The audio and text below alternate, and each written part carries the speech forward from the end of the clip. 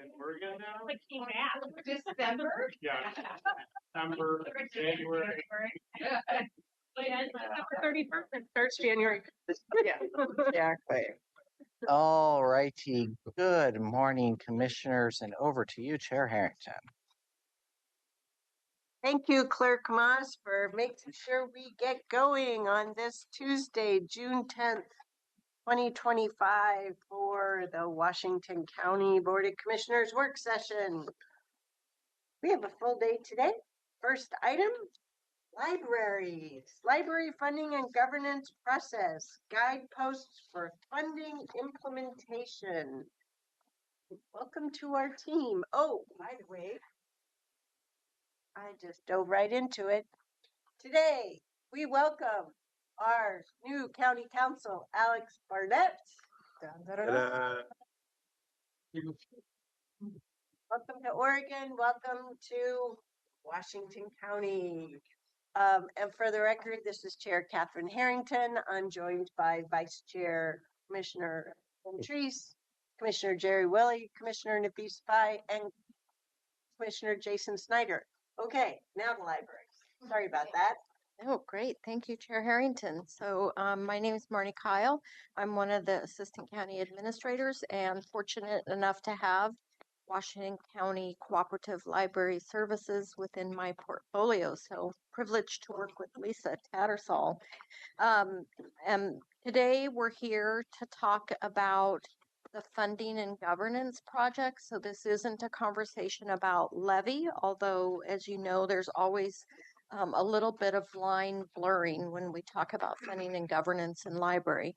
We're really going to be focused today on the financial modeling and the model that we're considering.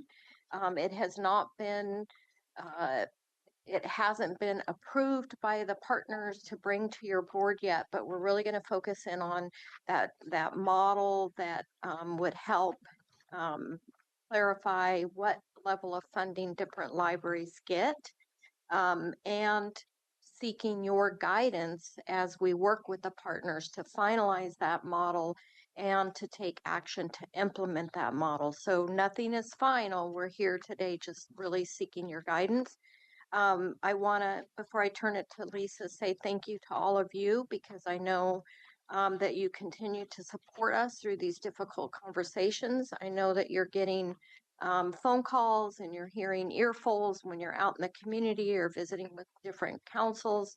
And we appreciate that you're on this journey with us and continue to support us. And hopefully today will provide enough information to one, correct some misinformation. Sometimes it's incomplete information, and sometimes there's old information floating out there. And just to say, nothing is final. We're on a journey together, and we continue to be on the journey and plan to collaborate with the partners. So with that, I will turn it over to Lisa. Good morning, Chair and Board of Commissioners. Lisa Tattersall, Manager of WCCLS.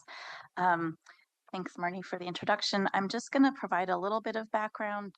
This is all familiar, but it's important for our community members to just come along on the journey. So I'll go through this a little bit fast. But our main touch point today, as Marnie said, is seeking your board's input and seeking your guideposts, basically, for funding implementation. So public library service in Washington County is provided by a partnership between the county, 9 cities, and 3 nonprofits, together known as the Cooperative. WCCLS is a department of the county, provides funding, core infrastructure, and support services to link 16 library buildings into one countywide system, which benefits all county residents. Buildings are operated by our partner agencies, and partners provide staff, physical collections, programs, and services. The WCCLS Executive Board is composed of the city managers or assistant city managers from our 9 city partners, along with the president of the boards of our 3 nonprofit associations. The Executive Board is advisory to your Board of Commissioners, and they're a key group that we're working with in this funding and governance process. And then the WCCLS Policy Group is composed of the library directors from our system, and they're advisory to the Exec Board and WCCLS. They're also on the journey with us. The next few slides just cover a review of the process and timelines for our funding and governance work with partners. A lot of this is a repeat from our last work session, but it's important context, so I'll just go through it a little briefly. The process goals for our funding and governance work is to improve service consistency and equity across the system and to create a system with a financially sustainable future. There are 4 major process milestones. Back in February, I brought to your board the base service levels and a recommendation for the levy rate. Sorry, I just lost my spot here. And so what we're doing now is here is beginning to work with our partners on the next deliverable, which is a recommended criteria and formula to allocate funds between our agencies to operate libraries. We have used historical practices to allocate funding, and it is time to revisit those with a more data-driven perspective. Staff are scheduled to return back to your board in September with this recommendation. The final deliverable is to determine who does what to provide base service levels of service for the community and to evaluate and refine partner roles in providing service, how we create mutual accountability for achieving service consistency and equity. Staff plan to bring a report outlining recommended governance improvements that would be integrated into future IGAs with our partners to your board in January. The library system in our county does not work without the contributions of every partner in our and there's a really strong commitment to partner collaboration throughout this process.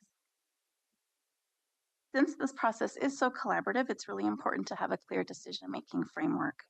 This infographic here shows what your board supported for the process at your work session back in July of 2023. Marina and Company, which is the consulting firm we're working with on this process, and WCCLS, we continue to reference this framework in structuring our ongoing work with partners throughout the process. As the governing board for the cooperative, your board will be making the final decisions on recommendations that will be supported by at least 2/3 of our city partners and at least 2/3 of our nonprofit partners. Your board is also working with staff through the levy process, and these next few slides just outline the levy process timeline and the funding and governance process timeline. Levy is on the bottom row, funding and governance is the top row. Items in orange are board touch points. This slide shows work from 2024. And then we've been busy in 2025. So we are in the second column right now. Your board, going down to the levy row, your board has a public hearing on June 24th to adopt ballot titles and explanatory statements for the library levy and the public safety levy. And then we're targeting November 4th for that ballot. Going back up to the funding and governance process, we're here to get your board's input on guideposts for funding implementation.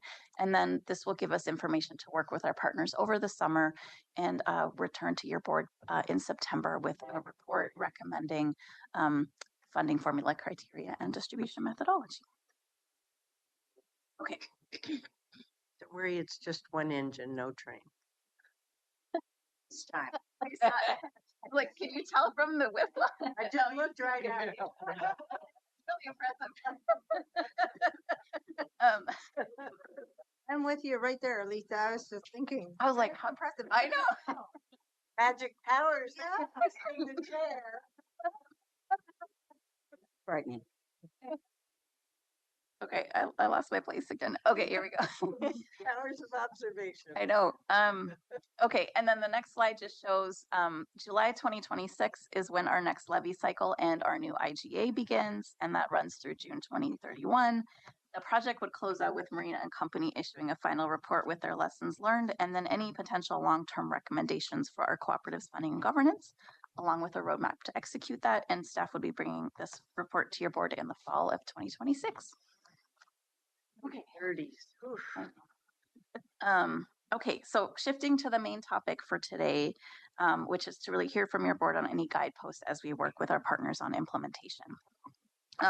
For a moment, I want to recall for your board the opportunities for our library cooperative. And I'm sorry, I should have had a slide for this, but I thought of it later, so I'm just going to talk about this part. But there was opportunities in the current state assessment back in November that we brought to your board that were identified for the cooperative. And so some of these opportunities are being addressed in the work that we're doing around funding formula with our partners. And so I just wanted to remind us all of those. And so those opportunities for the system were to figure out a way to sustain funding for base service levels, allocate funding with a clear and data-driven methodology, exploring centralization that could increase consistency of experience and reduce costs. And so that's been built into the centralized collections that our partners supported back in February. Establishing a base service level, which would create more consistency of access for all community members. That's also tied with the centralization that we brought back to your board in February and informed the levy rate that we brought to your board in February as well. Clarify operational decision-making processes for the cooperative. That's stuff we'll work on more in the fall.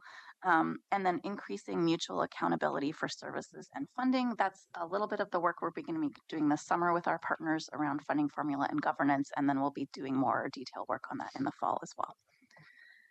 So apologies for not having a slide on that. Okay. So here we are. This summer, Marina is working with WCCLS and our partners to discuss implementation of the funding methodology as well as governance issues tied closely to funding. If we implement the funding methodology sort of quote purely just straight by the numbers, we would result in some partners seeing a significant increase in county investment and others could see a reduction. This is a result of the methodology being more data-driven and moving away from a legacy formula, which had unintended consequences of unequal county investment in different areas of the system. The other thing to remind us is just that one of the foundational assumptions in the funding formula is that WCCLS would be taking on the work of physical collection management, ordering books, cataloging them, distributing them to the libraries. That will reduce the cost of operations for our partner libraries and for the system overall. We're working with partners this summer to work through that operationalization of the funding formula. And so as library service practitioners, our partners really best understand what impacts of adjustments, what the impacts of adjusting funding levels would mean. And they also understand how to support community needs.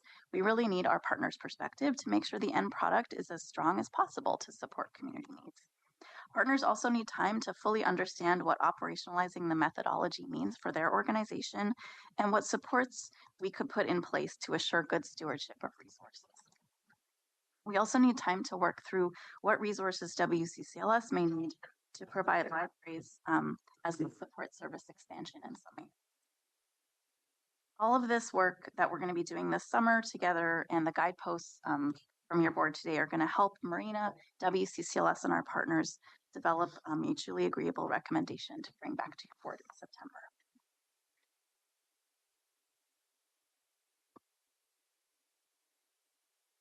So to provide clarity for WCCLS and for our partners, we're looking for guideposts so that any implementation solutions that we return to your board with in September are something that your board can support. And so some of the considerations that we're bringing to you today are the fund balance target.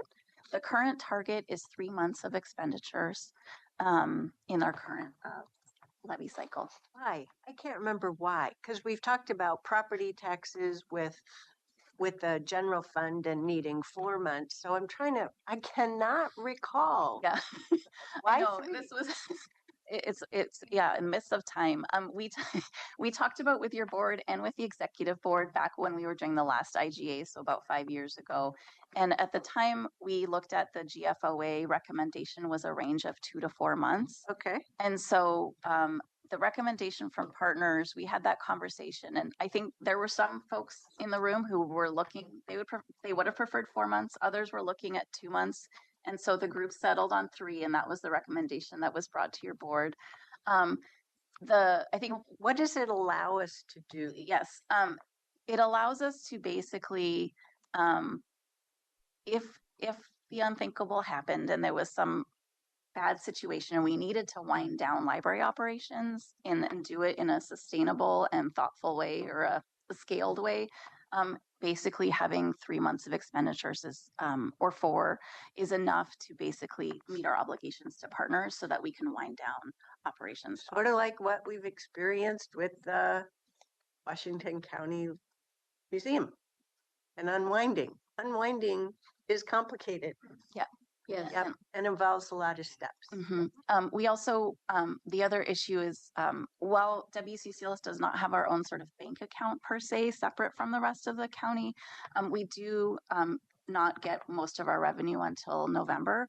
And so, but we provide library funding allocations quarterly.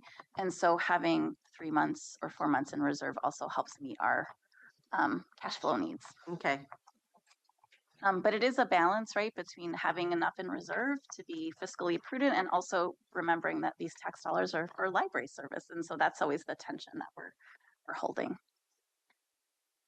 thank you. Thanks for that question. And then I think the other big question or consideration for your board today is thinking as we work with partners to develop a plan to implement, we're going to see some partners needing to scale up their operations, and some partners may need to scale down to meet new funding allocations. What considerations would your board like us to keep in mind as we do that work? And then are there any other factors your board would like us to consider as we finalize the plan? For the last slide, I'm just sharing, this was a page in the levy proposal that came to your board a couple of weeks ago. And I wanted to talk through a little bit here. So there's a lot of assumptions here, but the reason we have it here is just to highlight the fund balance. And so this is a very preliminary estimate of the total cost for base service levels in the next levy cycle. The funding methodology is in progress. We still haven't figured out how we're going to implement, and that's going to impact the amount of funding in terms of the cost basically and where the costs are applied in each year of the levy cycle. As you can see, the ending fund balance is below the current 3-month target in this projection. The other thing I want to note is that the general fund transfer amount is an assumption of flat basically from the current year plus the 4.25 AV escalation. And so that's the assumption we've been working with, but that of course is pending the annual budget process. And Is that the same assumption we're using for misstep? Yes. Okay, Yes. want it to that- be the same. And just as a reminder to the board and board commissioner Snyder, that assumption is consistent with the board adopted budget policy. If the proposed budget that will be in front of you on the 17th, this proposed budget does not, there's a reduction to the cost. So we reflect that within the R&O to make sure that it aligns with the budget policy. And so I think how we ramp partners up who would see an increase is going to impact the fund balance. And then if we want to look at, how for partners who might see a reduction, if we want to address anything there, that could also impact the fund balance. And so, but we want to just leave room for that conversation, and then we could just get a sense of where your board is at. So I'm going to switch to the policy question slide. Just does your board wish to maintain the current fund balance target of 3 months? And then what should we consider as we work with partners to develop a plan to implement the methodology, where some could scale up and some could scale down? And then any other factors the board would like staff to consider as we work with partners this summer. Thank you. So it's a little early. I'm more than happy to prime the pump if that helps everybody get going. On the 3 months, so I really appreciate your recapping that for us. I feel like I'm having to balance between, in the unlikely event that we need to wind down, versus the quarterly distribution. So I want to ensure that we're not putting Washington County resources at risk or partners at risk in terms of the quarterly distributions. So does that mean I'm firm on 3 months? No, not necessarily. The outcome I'm looking for is that you're able to achieve the quarterly distribution. So in that regard, I like the target of 3 months.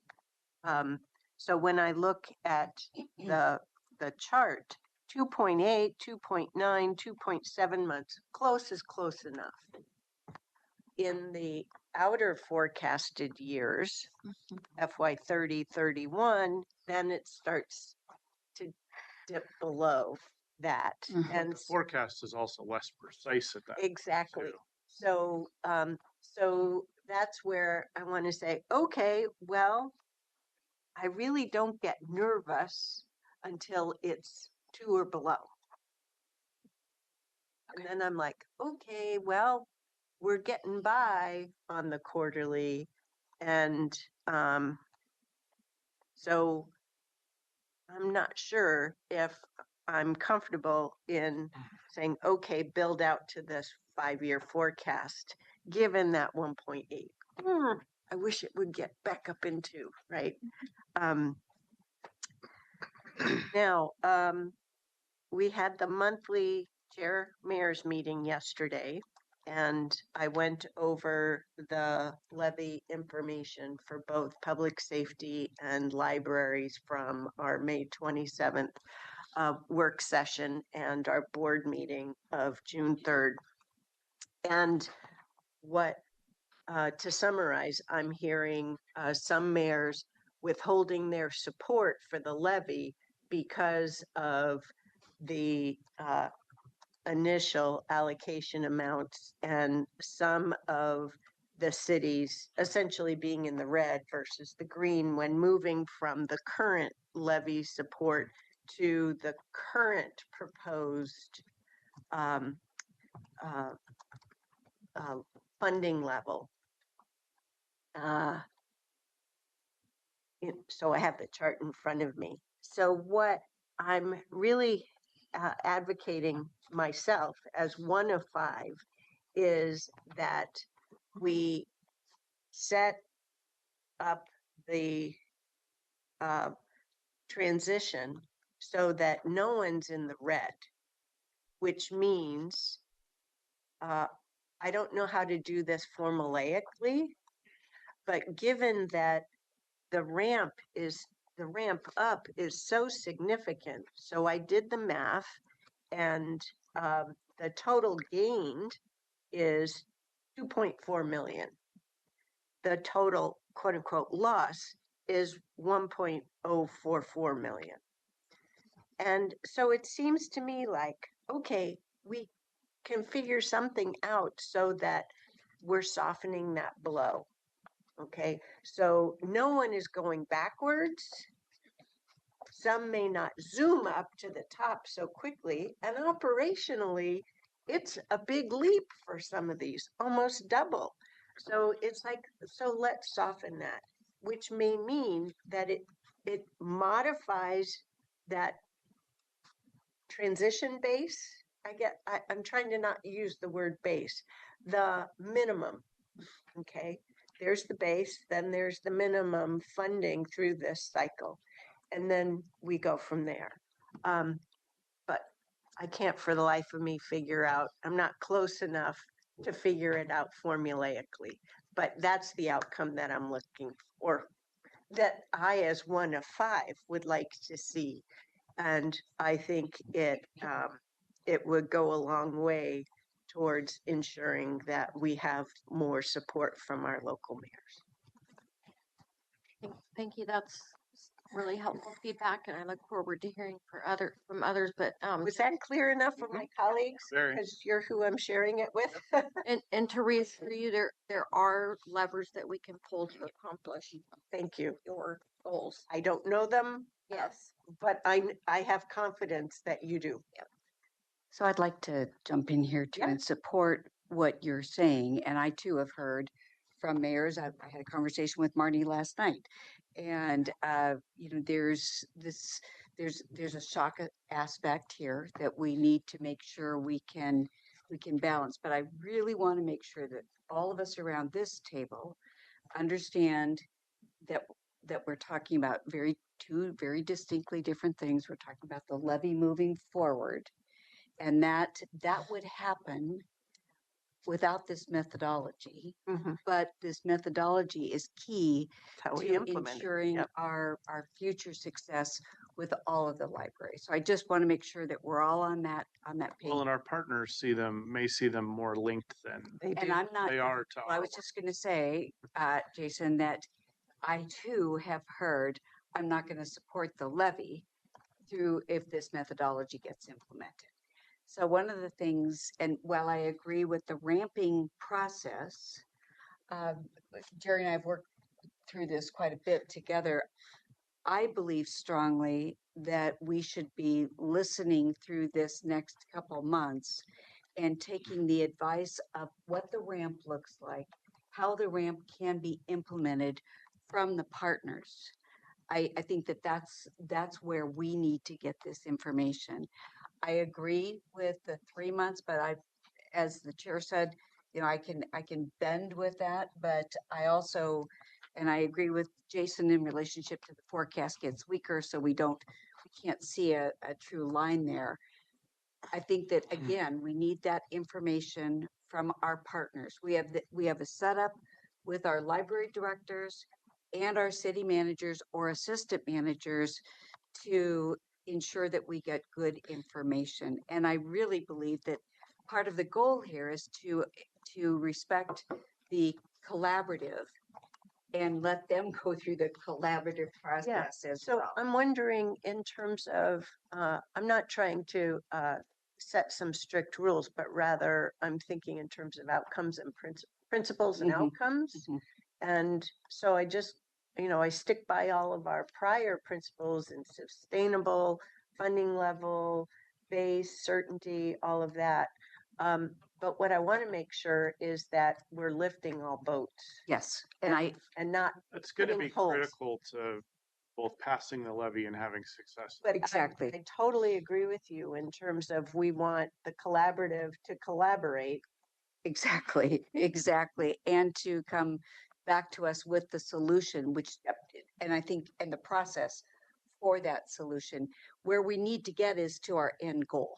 Mhm. How we get there, in my estimation, should be that the work of the cities and the nonprofits together, along with their mayors. Because some of the gap here is also in what, frankly, we have we as electeds need to be talking to the other electeds as well. So, I take that responsibility. Yeah, sure. So I've been expecting this feedback for like 2 or 3 months, and I received all of it in the last 36 hours. So that's been an interesting dynamic. I think there's some reasons for that, but I was visiting Don't just talk to me, call them. the Yeah. Tualatin City. You did, Chip. I sure did. Didn't I, Grace? My phone blew up all of a sudden, all these The mayors. I was at the Tualatin City Council meeting just for my normal sort of check-in discussion last night, and we could not move off this topic. I tried multiple times, and I heard from each individual counselor and the mayor that were present. So part of what I will share is from that dialogue, but not just from that. I also had a lot of contact with others. I do think it points generally to the concept that not only do the organizational leaders need to be brought along, but I do think the mayors and frankly all of the elected officials in the cities need to be on this journey on some level. And to me, this brought up the point that that connection is not always happening between the city entity itself and the other electeds. And I think that's probably also true for the executive directors and the board members in the non-city jurisdictions. So I think that should be a learning generally. One topic that got a lot of feedback both during the Tualatin City Council meeting and also afterwards from their staff person who is, I think, serving in that role, is that they really feel like the service level discussion really needs to include an equity discussion that they feel like has been missing. So that's the specific feedback for you. And if there are questions about that, I think that we could certainly engage some of the Tualatin staff and counselors and mayor on that. Jason, can I ask a Yeah, question on that? go for it. What, give me a little bit more information on equity. They did not give more context in this, and I did not push them on defining that. I was taking feedback and listening, and I did not ask them, what does that look like in this? What it clearly meant to them, though, that I will acknowledge, is that they know what our principles are around sort of One Washington County and using this view of the work and having a belief or a feeling that that work was not. So are you trying to highlight that there is an opportunity to have that individual city councilor engaged with their library director, with their city administrator, and with our leads on this to suss out, to explore what is below that articulation? Sure, though that piece of feedback came broadly from both their city leaders and staff leaders and from their council. So there is definitely something to explore there that is beyond what my discussion was. Is that a giving it to you reasonable to have it. request for some further exploration thank you. on that? Thank you for bringing this up, and I just wanted to, a couple things, reassure that this request conversation has come up in the last meeting with the city managers and the library directors. And at least on the very high surface level, they have talked about equity considerations being applied to access to services. So using examples like in certain parts of the county, they don't have access to services like other parts of the county. And so community members are dependent on the library, and they use like cooling centers or in the winter time, those access to information that it's not as easily accessible. So I'm not saying any of these things are right or wrong, but that's the kind of examples we've been hearing.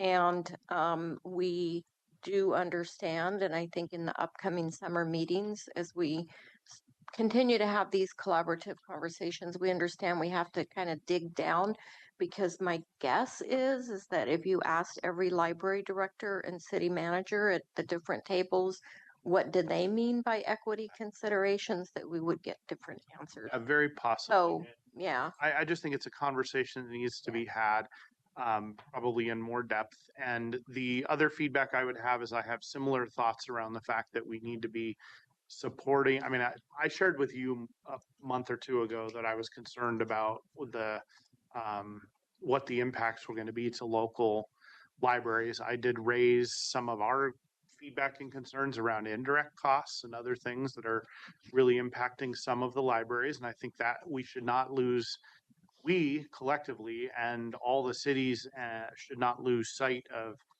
that conversation as well. Other feedback I got, and this is interesting, is I think many of our city partners are concerned around the centralizing of the collection for reasons that maybe we don't fully appreciate, really being a big motivator for their staff. And one of the things library staff and librarians love to do is buy materials and meet community needs and put that into their local libraries. And so, while we may look at it as a budget play and an efficiency play, it has a potentially a more profound impact on their staff retention and just sort of the general happiness of working in a library, having a library, et cetera. And I think we need to just be, I think you all in particular, but we all need to be collectively aware of that and trying to figure out how if We have been very aware of it for over a year now. But we have yet to hear any other solutions from them. And so it is what it is. Well, and I think the other balance to that, if we don't make that move, we've got another $4 or $5 million delta that we have to figure out. And is that worth it on a year-to-year basis? I don't think so. I mean, I'm willing to make that sort of judgment call and try to explain that. I didn't hear anyone. I think So in the interest of time, because we're already over and Yeah. we have two more commissioners we need to hear from. Wrap it up. Got it. I think I've said what I need to say. Okay. We got to lift all boats. I think I'd use a same but different term, and that is do no harm. Yeah. Um, That too. and when I, this is a little bit, I'm taking this a little bit on me, Lisa, because probably we should have had this conversation in a little bit more um, in definition, I guess, than I did. But when I look at the allocations, and we talked about the allocations, we knew that was going to be an issue. But I didn't go to the flip side of it, saying, can a library go from 600,000 to a 1.3 million dollars and efficiently spend that money, and even do they have the capability to spend that money? And I think that's what's been brought to my attention is we want to bring the libraries up, especially the smaller libraries, give them an opportunity. But it's kind of like we won the lottery. So now what do we do with this money? And it's not necessarily efficiently spent at the cost of some of the other libraries that do a lot of the things you talked about from the standpoint of additional services, uh, warming, cooling, community gathering place, meetings, all those kinds of things that their cities effectively pay for because it's above and beyond what a library typically would do. So, yeah, I think we're going to need to look at the philosophy behind this allocation schedule a little bit more closely. And when I say do no harm, I'm looking at some of this a little with a different lens, I guess, and thinking we probably should have more conversation about that. Okay. I did. I'll jump in here, Chair. Thank you for your presentation, both of you. Um, yes, the chair had some meetings with the mayors. A lot of us got some phone calls, and but the thing I learned is this, and it's a lesson learned for all of us, is not everyone is tracking our information. I remember when you came and did a presentation to us about the collection and really articulating the metrics, why what metrics we're using and why, the reason why, and going over the survey. And not a lot of people are aware of those metrics. So I think it's the lesson and the aha I had yesterday is we really need to not slow down, but to educate our partners to bring them along this journey.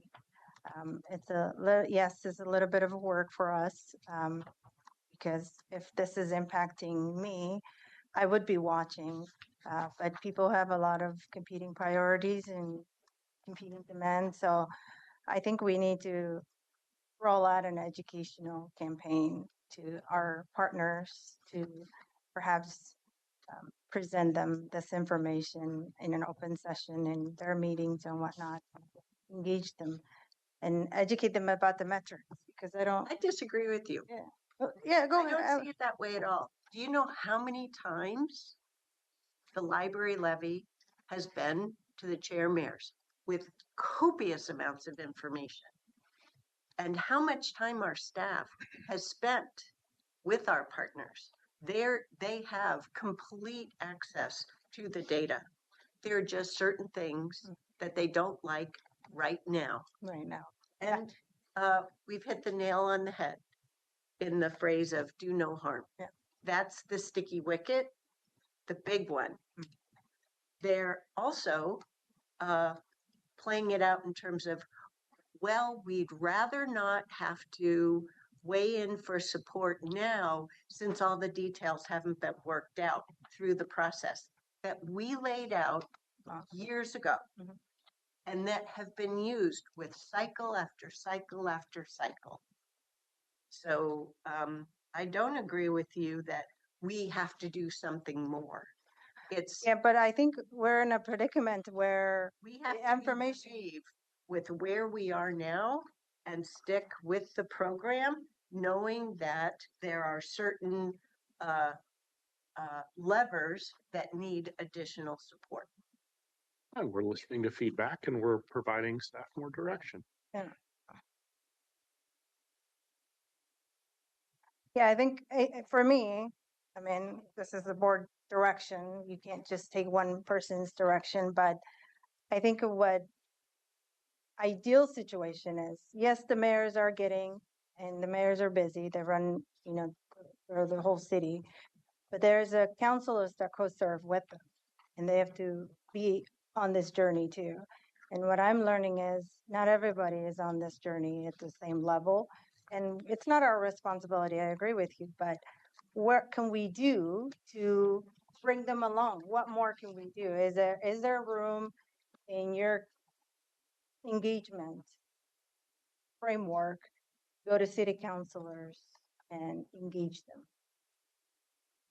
Is that, yeah, you, No, I don't think it's reasonable for any of us to expect that our staff is going to go before every single city council.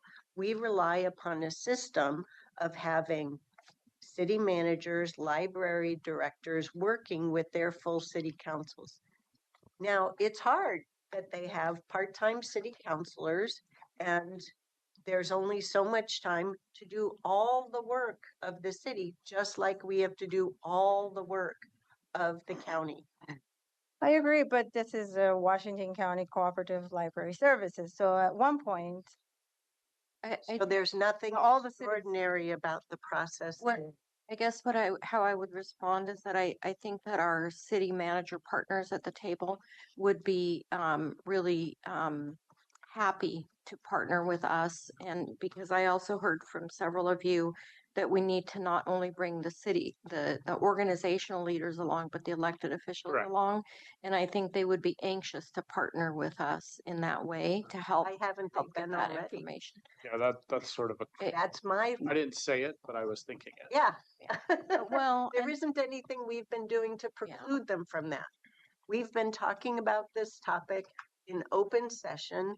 All of the information's posted as part of our packets. There is no rocket science here. yeah, but I want to throw a little bit of a grace to the city councilors and city mayors out there. Many of them are volunteers, and especially the city councils, they get a stipend.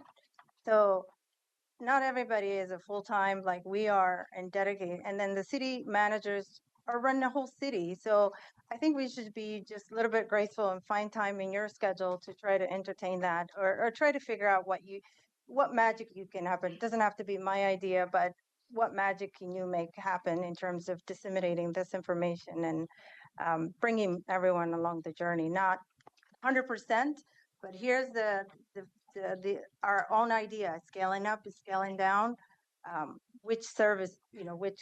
So I think counselors. you should inform Commissioner Fye of what I've had the opportunity of being informed by, is how many different offline meetings you have had with different folks. We I'm have, suggesting public meetings, like city councils, just go to one of the city council's meeting and present. The city manager can put you on the agenda and you go and present this information. And it doesn't have to, you have of 2 all minutes to finish this up. I will, Well, okay, I'll well- try to be succinct here, but see if you can go to city councilor meetings and present this information so that everyone knows where we are with this journey and that there's no, the public safety levy and the library levy isn't a leverage here. Those are separate. And I'm not sure, as everyone articulated, I agree, people understand. So just take that back. I won't take the whole full 2 minutes, but yeah. I don't know that that's the most effective way to allow the city elected leaders to give feedback. I think that what we have to be cautious of is we're on a journey, and it's important that when we do start going to city councils with our city managers, that each city council is hearing the same Information. place Yeah. and information. And so until we come to some agreement with our partners, Yep. city managers and the library directors, it's a little bit difficult, and that's so I hear you 100%, all of you saying we need to bring them along on the journey as well. And so So we'll you've work on asked, that. we're 15 minutes over. Yeah. You asked for this work session to get clear guidepost information from the board. Have you gotten, I think so. Yes. Yes. okay, Thank you. great, thank you. Okay, our next topic is board and leadership communication. Why don't we do leadership communication first? I'll kick it off. Thank you. Right. So good morning, board, chair and board of commissioners. So really exciting news. Hillsborough Recovery Center is officially open. The building is open with limited services initially, with just the Hawthorne Walk-In Center and the county's behavioral health division on site. In July, we will welcome the Solutions Group, Northwest, Project Homeless Connect, and the Peer Company to begin offering services. Virginia Garcia will join us this fall, completing the service array at the Hillsborough CAT site. Always feel free to stop by and see the new building, even though I know all of you were at the ribbon cutting. I'd like to take an opportunity to introduce a new staff member who's in the audience, Julie Craze. Julie will be serving as my executive assistant. She's really happy to join the county as a Washington County resident. Something personal about Julie, she's a grandma and she loves it. She has a Bachelor of Arts degree in sociology and she has extensive experience working with executives doing complex scheduling, travel, meeting coordination, and project management. Julie has spent the last decade working at Intel, providing high-level executive and admin support and project management. Chair, in one of my meetings with her, she had said AR, and I was like, oh, we have someone else who knows the Intel language. So my vocabulary is 20 years past, so there may be other phrases that you introduce to all of us. So thank you. So some things I just want to highlight in her work experience that will help us continue to evolve as a One Washington County team. She's managed cross-functional initiatives, experience and process and resource optimization, coordinated large-scale leadership training programs and conferences, and facilitation experience. So just welcome, Julie. And I can't believe she's only been here a week, and it's just she's picking things up so quickly and just really appreciative. Great. And that concludes my update. Anything that makes your job easier is helpful for us. Welcome. So Alex, you made it through day one of week one. Chair, good morning. No substantive updates for you, but just to say, You've got a couple of exec sessions. yes. Thank you to the County Counsel's Office and to everyone else in Washington County for the warm welcome I've received. It's been wonderful, and I look forward to working with everybody. Even has his Washington County laptop already. All set up. There you go. Email. They have connectivity. So I do want to just call out the county council team to celebrate the holiday season within their workspace. They have a holiday tree. They didn't take the tree down this year, and so they called it the Jason Bush, and actually attached pictures of Jason to the tree. Now, to welcome Alex, they took down Jason's pictures and they created, with Alex's pictures, our branch manager and other funds. So if you do have the opportunity to stop in the county council's office just for a good humor, I did challenge the team not to take it down and make another, funny pun at another county council, because it's really fun to walk in and see that humor. I think they might have a little bit too much time on their hands. Oh, No, it's I'm saying. a creative outlet. It is. I know Courtney has taken the day off already. So. Welcome. Thank you. Great. Well, welcome. Hello there, Rick. Well, this is my first week as official acting CEO GM. Yesterday afternoon, I sent out an all-staff email. Just wanted to address the need to rebuild trust internally talk about some plans to do that, and also be transparent that we are looking for efficiencies and we're revisiting some vacant FTEs. Have Um, any of you received that? Because I don't think I have. I haven't looked at my, So we get all of Washington County CAO, all employee emails. And we've asked before Okay. on the CWS side, so it'd be great. We'll make that happen. Yeah, I'm happy to share it. I also outlined the interim leadership adjustments that need to be made in order for me to fulfill my duties. And I've appointed Perry Sunderland to be the interim director for the Water Environment Technology Group. Ryan Sandu will be the interim director for operations. And then I've moved Natural Systems Department over to Joe Gall. So I'm freed up from that point of contact. I still plan to continue, with one-on-ones with some of the key leadership members of all of those teams. But that will really make a difference for me to be able to perform at the level you expect. I am excited to be working with Joe Gall and get out and introduce myself to city managers and mayors and senior staff. I attended my first county leadership meeting that was on June 4th. I did want to acknowledge Tanya. I got a text from her after our last work session, just an offer to meet and collaborate and talk about the position. And we found some time before that meeting to do that. So I really appreciated that. And I wanted to say thank you for doing that. Will you be making the rounds to both the city managers meeting as well as the special district managers meeting? Joe's going to have me booked. Yeah, Great. booked on Thank a you. tour. So I'm looking forward to it. welcome to administration. Yeah. We do have a CWAC meeting actually tomorrow night to go over the West Basin Master Plan. So we've been working with CWAC to make recommendations, and we're looking for their formal recommendation to bring to the board an adoption of that plan. We formed a subcommittee with CWAC for the first time. I think it really allowed us to get more engaged with them and get some better direct input through this process. So looking forward to moving that along. The chair was present at our last meeting and was able to hear some of the great discussion as we went over the key topics. We also had a recent meeting with all the member cities in the West Basin to share some of the findings, especially things that relate to their CIP. We got initial comments back from them, and I made it clear that we wouldn't be adopting the plan until we were sure that we were all fully aligned and all their comments had been addressed. I look forward to talking more about West Basin next month in July. I know that's on our agenda.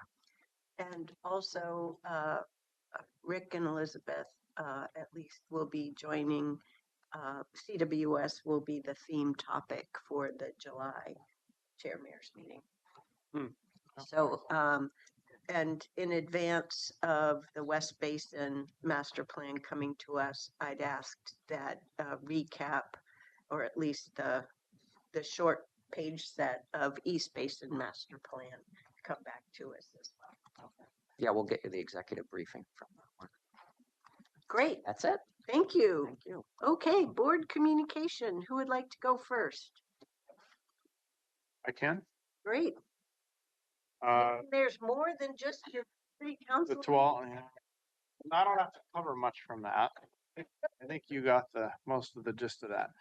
Thank you for being so patient on that topic with us. Last Wednesday night, we had an audit committee meeting, and there's going to be a lot of information coming, I think, and follow up to do there, and there will be formal report outs to the commission soonish. I think the group's doing good work, and I just please I would ask all commissioners to pay attention. There's quite a bit of follow-up that's going to need to be done there. So is that going to come to us in a business meeting, a work session, briefings, or is that our next steps being figured out? My understanding, and I guess I'll bring Ann up in my report out. It is going to be reported, I believe, at a formal business meeting. June 24th. Well, there you go. I knew it was coming soon. I didn't know the exact date. Formal board meeting or a work session? We're doing it at work session. We'll be presenting the response from staff as well as the findings from the auditor. And in that discussion, we'll be talking about how the team is- Financial auditor. Thank you. Yes. Thank you. We'll be internalizing we'll be talking about how we're internalizing the changes and modifications to the system. In that conversation, we're also going to talk about risk because there is continuing risk and we want to just be transparent about that as we make changes. Thanks, Ann. Last Thursday, I had a one-on-one with the outgoing CEO from CWS and then a Basalt Creek briefing. We're doing some more follow-up, including this Friday. I'm going to be on a field trip with the LUT team on that. Friday, I had a one-on-one with the PGE CEO. And then Saturday spoke at the Lamb Research graduation for a workforce training program that was pretty exciting and supported by both PCC and the governor financially. She wasn't up there. I'm not indicating that, but there was support from the state as well. Sunday met with the Tigard City Councilor. Monday met with the Tigard Chamber CEO and Downtown Alliance. Had lunch with Commissioner Savas from Clackamas County yesterday on some transportation topics. Then had my session with Tualatin City Council last night. Wednesday, I'll be at the Woodland Hearth groundbreaking. And then Thursday, as a reminder, if I'm sure you've all seen this, but the WEA Mayor's Forum is happening Thursday evening. I will be there. Friday, I have a one-on-one with the new county council. And also we have the bond rating call. I think, Chair, you and I are participating in that. On Friday morning, and that'll be when the field trip to in the afternoon. I'll be on the field trip to Basalt Creek, and then Saturday, just more of a public announcement. There's a Juneteenth celebration at Cook Family Park in Tigard. I'll be in attendance there as well. I think it starts at 3 p.m. So that's what I got. Thank you. Who's next? I'll go. Just getting caught up a little bit. Last week, I attended as well as Commissioner Treese, and I think we're the only two there. The Portland Metro Chamber, the VIP meeting in advance, and they made had some presentations. Secretary of State was the Minor. plus anyway, biased. Got them all, but So anyway, so that was a good meeting. 600 people at that luncheon. That was their annual meeting. So that was probably the biggest gathering they've had ever. So that was very good. We were assigned to the Intel table, so we got to connect up with a couple of our Intel cohorts. Thursday, I was in Salem all day at the Board of Forestry meeting. Again, that's a continuing discussion about anticipated. They've got 4 different options for harvest, looking out over the next 20 years, 30 years, and 70 years, and beyond that, which includes the size of the tree. How old should they let the tree get, which dictates the size of the tree, which dictates what kind of lumber mill has to handle those. Most of them have changed to a 30-inch log. And of course, a tree that is 80 or 100, 120 years old is considerably larger than 30 inches. So that's a problem. So we're having that conversation with the Board of Forestry, and that will continue. Of course, Friday night, we were all at the House District 26 meeting and made a decision there. It was good to meet Alex. It's good to meet you and welcome aboard. Certainly. Thank you for the time yesterday. Have Salmonberry Trail Foundation board meeting coming up. The WEA Annual Mayor's Forum. I will be there as well. Friday is a President's Work Group webinar, and I will be logging in on that and watching that, as well as other SHS conversations continuing to go. I was at Metro a week ago for that, and there is an updated format from President Peterson's presentation, and so be working with staff on that. And then the Juneteenth celebration is also with the Washington County Chamber of Commerce. And it's at some plaza. What's the name of that plaza? Some fun guys. Some fun guys. Anyway, that's all I got. Thanks.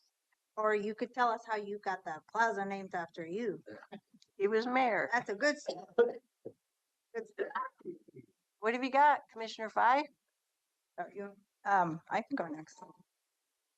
What do I got? So last week, AOC, the Health and Human Services Steering Committee, had few meetings that had to deal with OHA's leadership. So we organized a meeting with Oregon Health Authority leadership, and the meeting was about regarding the CFAA negotiations with counties. As you're aware, there are 24 counties that are not signing the current version of the CFAA pending agreement. So I think that is been quite a discussion, and once I get the notes, I'll share with the board, but it's worthy to look at it and to be on that journey. And then yesterday was also AOC meeting as well, and nothing board level to report. Yesterday was also a WCCC meeting. That was also a great meeting. There was the RAFA project but nothing board level to report out. But one thing I want to report out to you all for board awareness is this: I attended CPO7 meeting last night.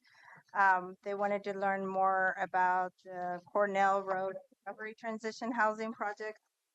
But there's more for me to follow up on with staff than but whatever product we produce is with the staff, I'll share with you. And that's all I got. Okay, my turn. Think it's kind of nice to go last sometimes because you don't have to keep repeating what other things are. Going to the Mayor's Forum. I went to Portland Metropolitan Chamber. Thank you for attending the CPO7 meeting. The one thing I'd point out, I believe that they are going to be putting forward a letter that is about the property that's just behind the Turpin Plaza regarding some of the development that's going in there. So we can expect to see that too. I did attend, I met with and had a tour of Providence St. Vincent's Hospital's new ER center. I also met with Dr. Raymond Moreno. I apologize, that was not on my external calendar. It was a good meeting, gave me an opportunity to understand what St. Vincent is doing. They're a large employer in our county. And we talked a bit about the public safety levy as well. And he's Dr. Moreno is as president, he's the former head of the emergency room, spoke very highly of our sheriff's department and the deputies that he frequently sees in the ER. Let's see, I will be attending the PSU Institute of Metropolitan Studies board meeting this week. I had a meeting yesterday with the auditor, our elected auditor, and she talked about the audits that are currently underway, the animal services cash handling audit, the grant process audit, and the identity detection process audit that has to do with GovQA. So I learned about that, and she did share with me some of the concepts that she has about charter changes moving forward. So I encourage you to talk with her as well, and I'm sure you will. What's GovQA? Well, hopefully there's somebody here that can answer that question. It's do you know what GovQA is? It's it has to do with government grants and the identification process for those federal so it's grants. grant related. Yes. Okay. I believe that's correct. And I'll get back to you. Let's see, I mentioned I'll be attending the Mayor's Forum, and I am also going to be attending the Professional Business Development Group, PBDG, event mixer tomorrow night. So that's my Great. schedule. Busy June for everybody. I want to thank you again, colleagues, for participating in the House District 26 meeting last week. Having 11 commissioners is extraordinary, but now having finished our 10th appointment in about 5 years, pretty extraordinary. I was at the Dartmouth, spoke at the Dartmouth Crossing North affordable housing opening last Wednesday. It's a truly amazing site. I've been to a lot of affordable housing openings. This one maximized every aspect of the smallish lot on a hillside. I just hats off to Bora Architects and Colas Construction. They took every opportunity, as Tanya calls them, and got double value out of it. It's just extraordinary. I posted a lot of pictures on my chair Facebook page. Have a look. It's amazing. Feels very much like you walk into a home. We had the second Tri-County Chair meeting of this year. This was actually my first, or the first where we had all three of us, because I made a mistake in February and didn't attend the first one of the year. And to no one's great surprise, we talked about Metro and SHS reform, and we're all kind of in the dark. But we all agree that Metro is putting something on the ballot way too soon. The public deserves to see results, and it's way too soon to be asking the public for an extension of the income tax without our having enough time to deliver the challenging results and the great results that we've been doing. Just a heads up to you, if you haven't already met with Family Forward, you all have in your records from summer of 2022, our board agreed upon talking points for after school and preschool for all, especially proposals. So if you have met with them and you hadn't dusted off your records, work with your staff assistant and Grace to remind you about those. I should get a copy of those. So, yep. AOC, a lot happened at AOC this month. Firstly, we have the Board of Directors approved the the calendar 26 budget for dues. I will be sure to extract that and forward that to you. You will see it at our district meeting on September 11th, I believe it is. The proposal was to increase our dues 3% for next year. 2027, it'll go back up to 5%. And it has some key assumptions that partner revenue will increase again by 10%. Other very reasonable assumptions on cost, staff, and M&S. So that was the first thing. In the legislative committee, there was the proposal from the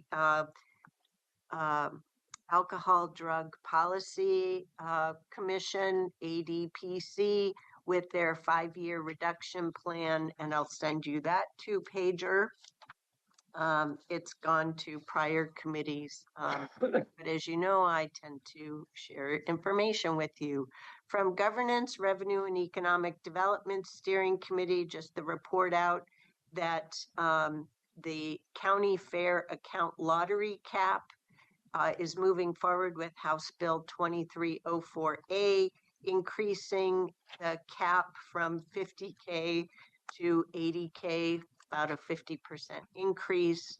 The House Bill 3518-2 amendments for the assessment and taxation funding for the CAFA grant goes to a public hearing with the House Revenue Committee today at 3. They were asking for testimony, but you know, we've got stuff on our calendar. But sadly, this is only with regard to legislative intent and is not statutorily binding. Senate Bill 179, recreational immunity, yay, that was signed earlier this year. And then discussion around Senate Bill 916.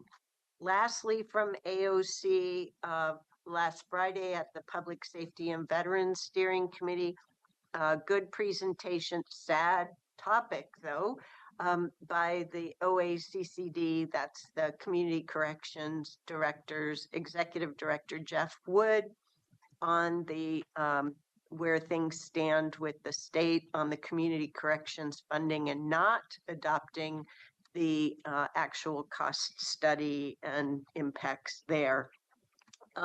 So current service level is not actually service or is not the actual service level, and just some terrible service reductions coming, reducing of FTE, mentors, peer supports, beds, and sanctions.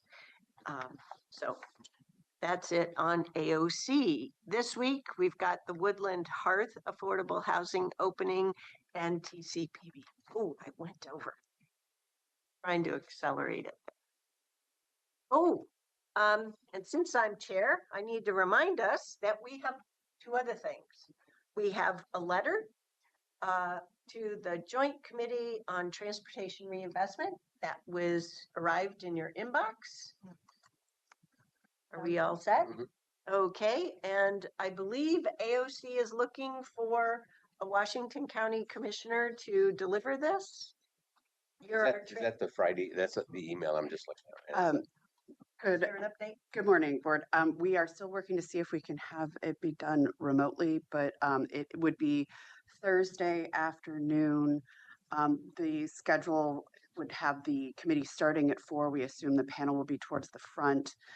I would look to you, Commissioner Fye, as one of our transportation JPAC folks, and also given the number of you that are going to the WEA Mayor's event that starts at 5, this is going to be a close call for all of you, but we are hoping, Commissioner Fye, if you'd be available to join the panel. I was looking at Bren to make my calendar. Okay.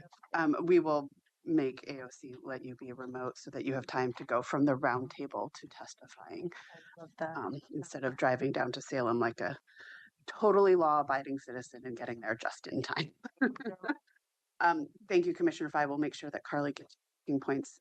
Carly is also available to answer questions if there's questions regarding the package, but it does meet our transportation framework policy goals.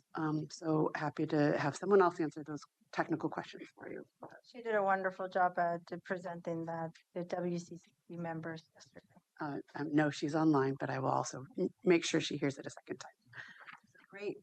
Thank you, commissioners. And lastly, a meeting that I'm expecting this week is coordinated through AOC on the state OHA funding for behavioral health. And so that's coming in, and as usual, I'm planning on participating in that meeting for the board. So everybody else. Yeah. Thank you. Okay. Great. So we'll see how that ends up. On the formula. Yep. Yep. Always a touchy subject. Yes. And the state wanting to dictate what we do and how we do it. Yeah. So it was interesting in the Ledge committee yesterday talking about how this is not unusual in that the state and OHA funding difficulties we've had challenges, and Gina's history goes way back given her community health ED work, 20 years. So, but it's really a twister for us. So we've got to stay on it. Okay. Hallelujah. We caught up time. Okay. So we now have 2 back-to-back executive sessions. So for everybody else, we'll be returning to work session at 1 o'clock with a clean water services topic we received any material from that, for that? Yes. Did it come in this morning? Because it wasn't there last night. Okay, I will download that and look at it over lunch then. So do we have, an executive session to adjourn? We have a motion Yes. to adjourn to executive session, pursuant to ORS 192.660 sub 2 sub F for the purposes of discussing exempt records. So moved. Second. All those in favor, please vote by raising your hand or saying aye. Thank you, commissioners. Any opposed? The motion carries unanimously 5-0. We'll hereby adjourn to executive session and give everyone who's not authorized to participate in this executive session a chance to exit the room.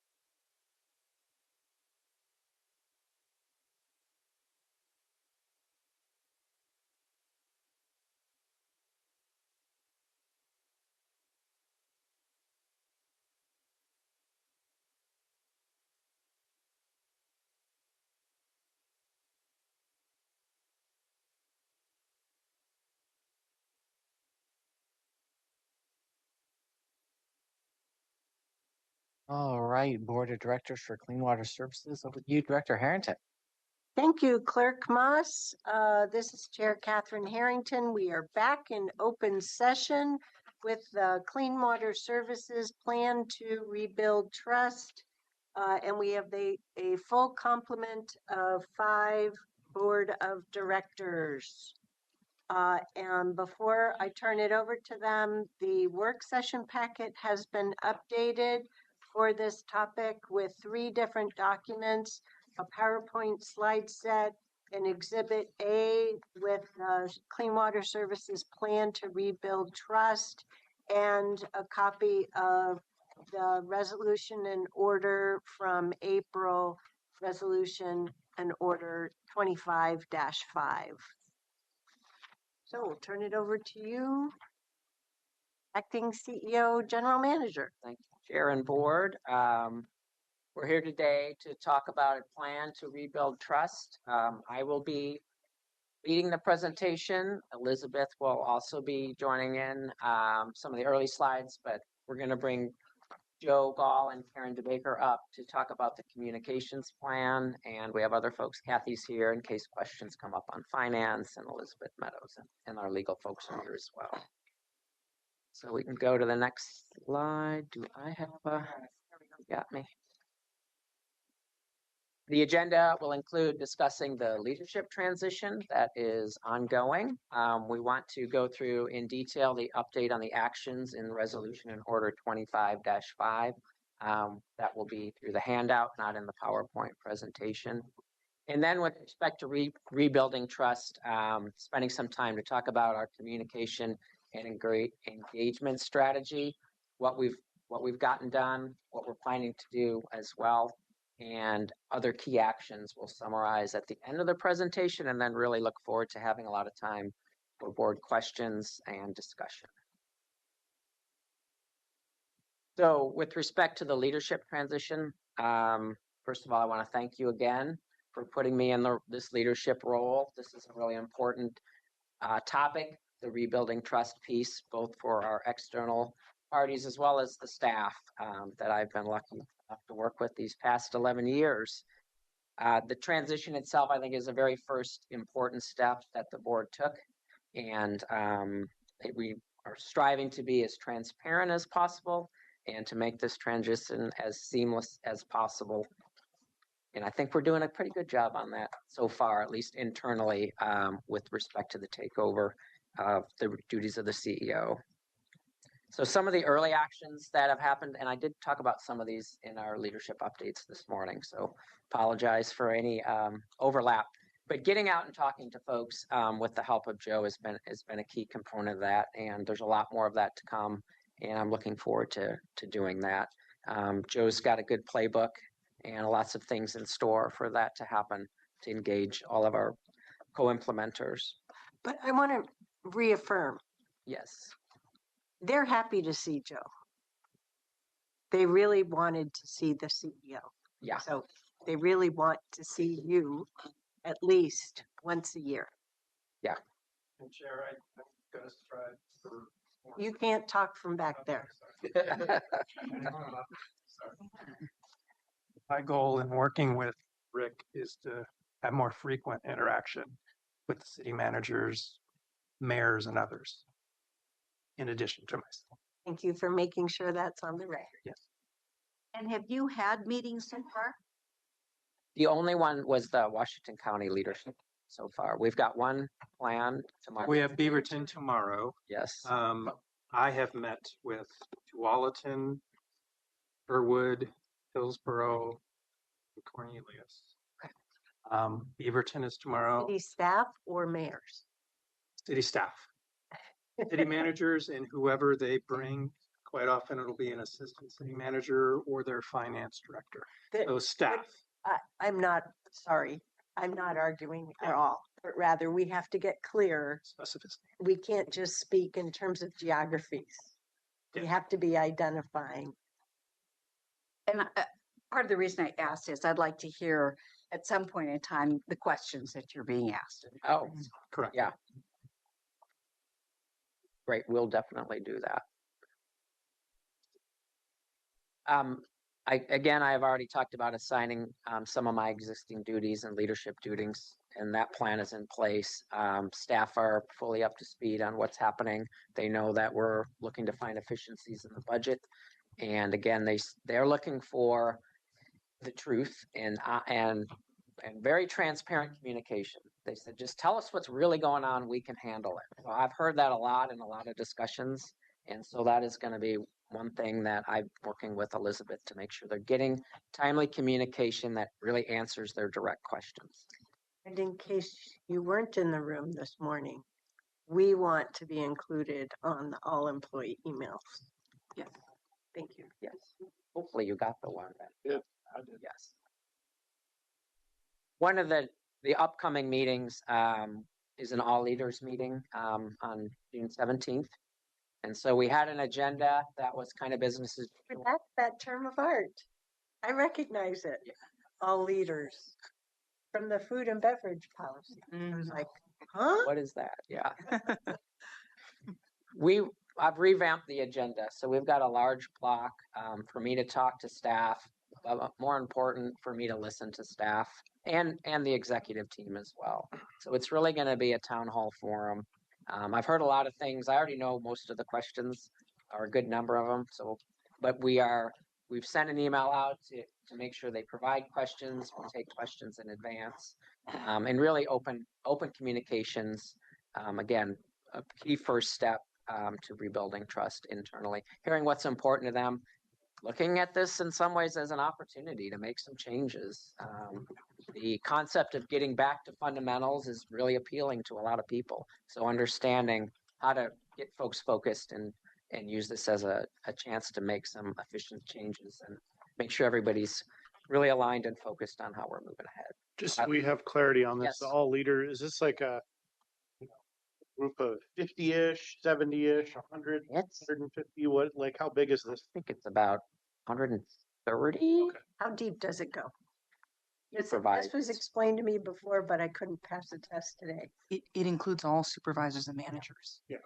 130 of the 400, 450. Yeah, It's a good size. it's a big group. Big percentage. Yeah, it's a big group.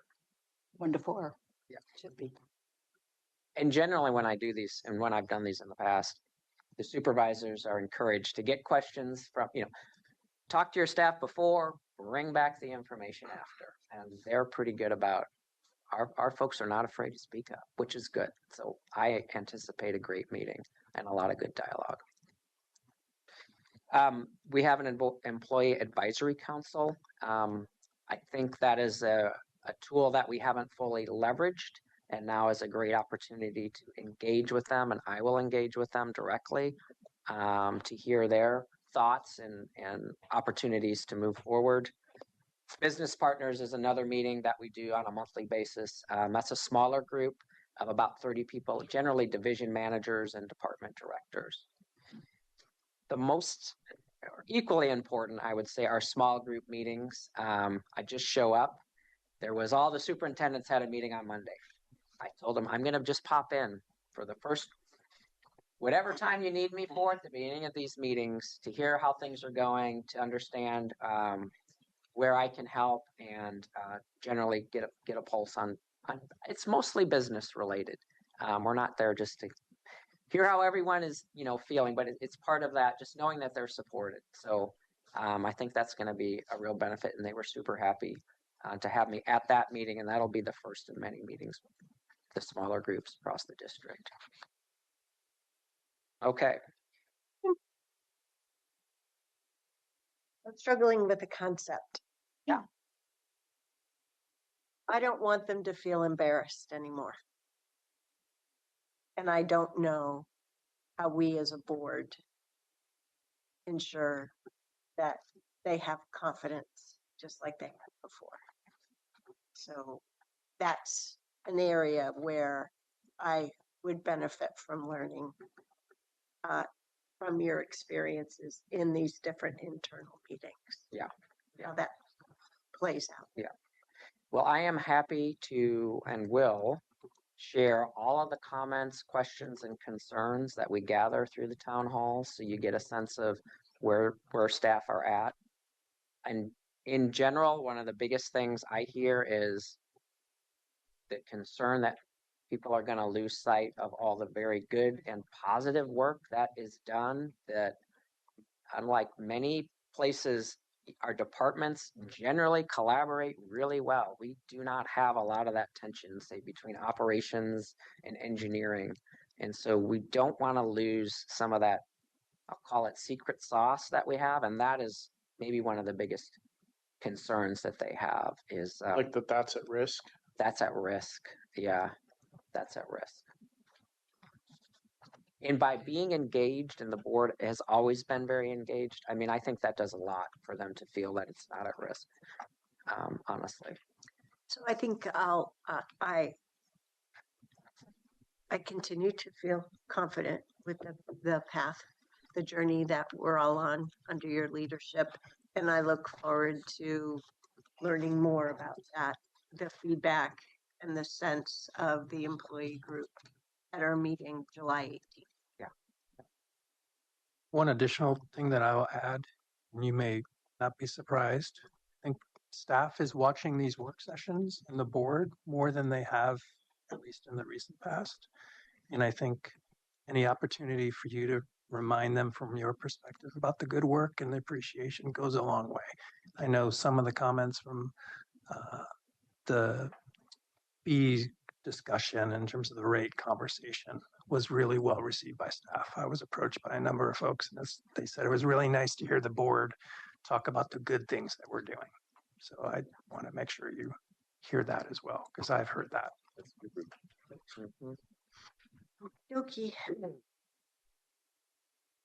Okay. So this next slide is just to kind of ground us, look back, look forward. And certainly the resolution order 25-5 is not the be all end all, but it's a really important cornerstone of what we're doing when it comes to rebuilding trust with the public, with employees, ratepayers. So just information is already here on the slide, but April 8th, the board passed the resolution and order. The first presentation by the CEO was on April 29th. We're here before you today on June 10th, and then we've already alluded to the follow-up on July 18th, and you can see me diligently taking notes for other items to continue to add there. I want to now direct your attention to the Exhibit A. We went back and forth on how to present this information. We determined that it was easier in a table rather than trying to put it into PowerPoint form. What is in the table is organized thematically rather than in the exact form of the RNO for better readability. As long as you assure me that everything that was in the RNO and more is in here, I'm good. Okay, this is the RNO, and then we'll get into other actions. Okay. And we'll return back to the slide. So this is our little dalliance. Yeah. How about other commissioners? Are you? Yep. Good Okay. for that. All right. And you said it's organized thematically? Thematically. Okay, I didn't hear the word clearly, so. Yeah. So we have financial accountability, travel, meals and refreshments, clean water insurance company, and then sort of a general catch-all. And that's going to be our transition into our other actions and communication and engagement. Great. Take me through it. Okay. If you take away nothing else, we have 14 separate actions. We are on track for timely completion of all items. I am very happy to report this to the board right now. Under fiscal accountability on page 1, we are hiring an outside investigator to conduct a fiscal and performance review for travel and meals. Right now, where we are is the professional services agreement with the scope of work is out for signature. And we have target dates listed for completion of that work in the table. Our finance department is in process on conducting a comprehensive review of the executive team's management expenses. We have the first 2 months that have been submitted to general counsel, and we will provide our first report to the board in July. Oh, that's fiscal year. Fiscal year. Got it. And we are in process to train district employees on compliance with laws and district policies. And I have to give kudos to our legal and finance team. They are really pounding the pavement. 11 sessions have been held as of June 6th. Over a third of all staff have been trained. So they are moving with purpose. Mhm. There was a training this morning. Maybe tomorrow. Page 2 is travel. We have evaluated the approval process for. Nobody's travel gets approved if they haven't gotten the training yet, huh? We're working on it. That's one way to motivate them. I don't know if, I can't remember if CWS has travel authorization. Yeah. Well, there you go. Yep. Well, and actually, if you refer to the last line on this travel page, right? General counsel and chief compliance officer reject non-compliant travel and training. And what you have listed there are some examples of travel reimbursement requests that were rejected. So things that we've seen in that sort of additional review. Going back up just to make sure we're being thorough, we have revised the district travel and training policy. And general counsel, chief compliance officer is reviewing our current policy and gathering data, right? How is it working? Is it fitting our needs?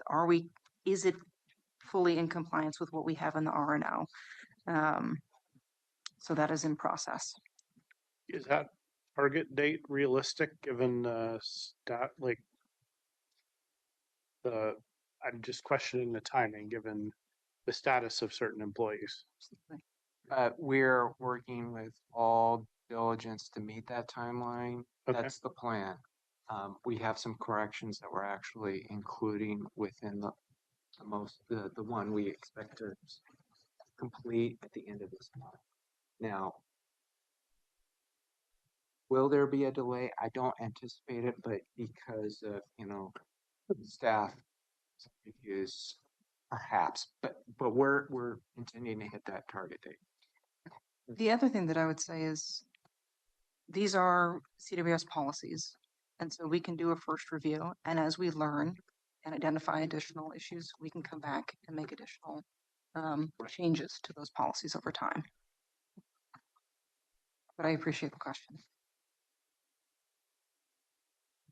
Moving to the next page, meals and refreshments. There are actually 3 items. We're missing 1 line there on this page. So the first one is general counsel and chief compliance officer will review the policy. Legal review is in process again, kind of similar to that travel piece, gathering data, getting sort of meaningful information about how it's actually operating. The next item, district will not reimburse local meal purchases by executive management team. Absent. Oh, yes. Can we go back? Please. To that row? Yeah. Revise as necessary to curtail executive management team meal expenditures. Interesting. Is that wording right out of the RNO? Yes, it is. Mm-hmm. Page 2, number 20. Okay. Got it. Okay. When in doubt, improve and go from there. Mm-hmm. Thank you. Yeah. Sorry, I'm caught up now. No, all good. Yeah, some of this language was made a little bit more readable. Again, we're trying to make it easier for members of the public to understand what was actually in the resolution and order. But some stuff we had to hew pretty close to the exact language in the RNO. So on that middle, the second item here around district will not reimburse local meal purchases by executive membership team. All members of the executive leadership team have returned their purchasing cards, so that is complete.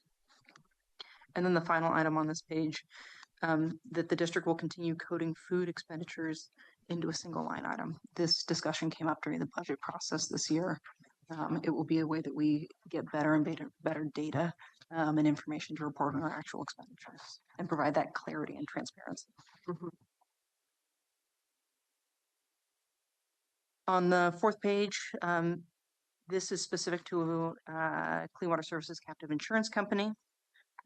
The Quick Board has adopted a policy that mimics our travel and training policy here at Clean Water Services.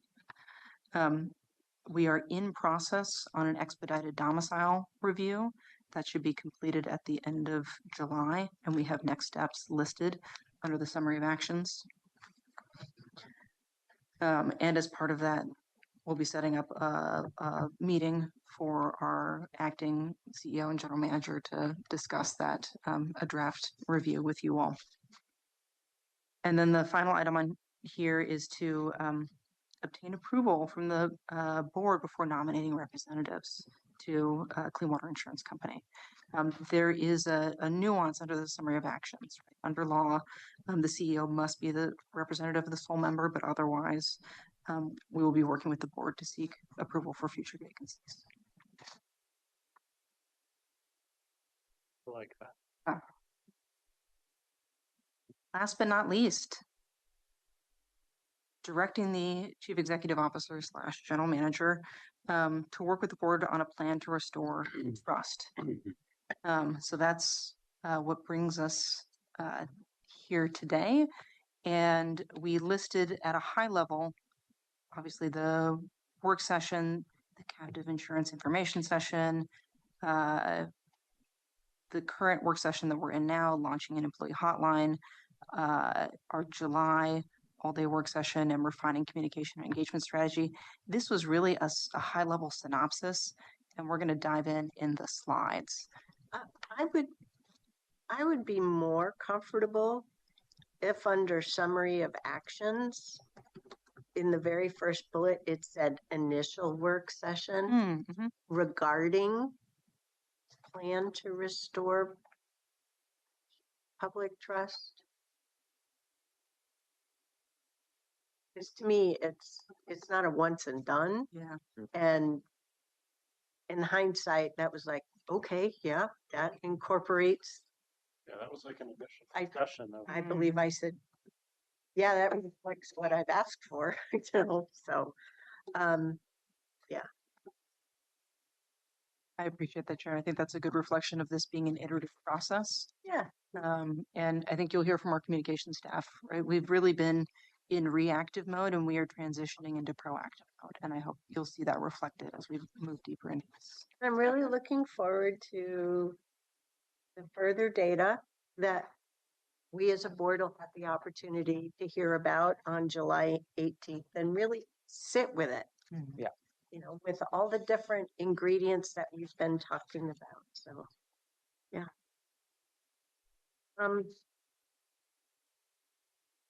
But I'm wondering a little bit, and you may tell me to go back to, or point me back to the slides.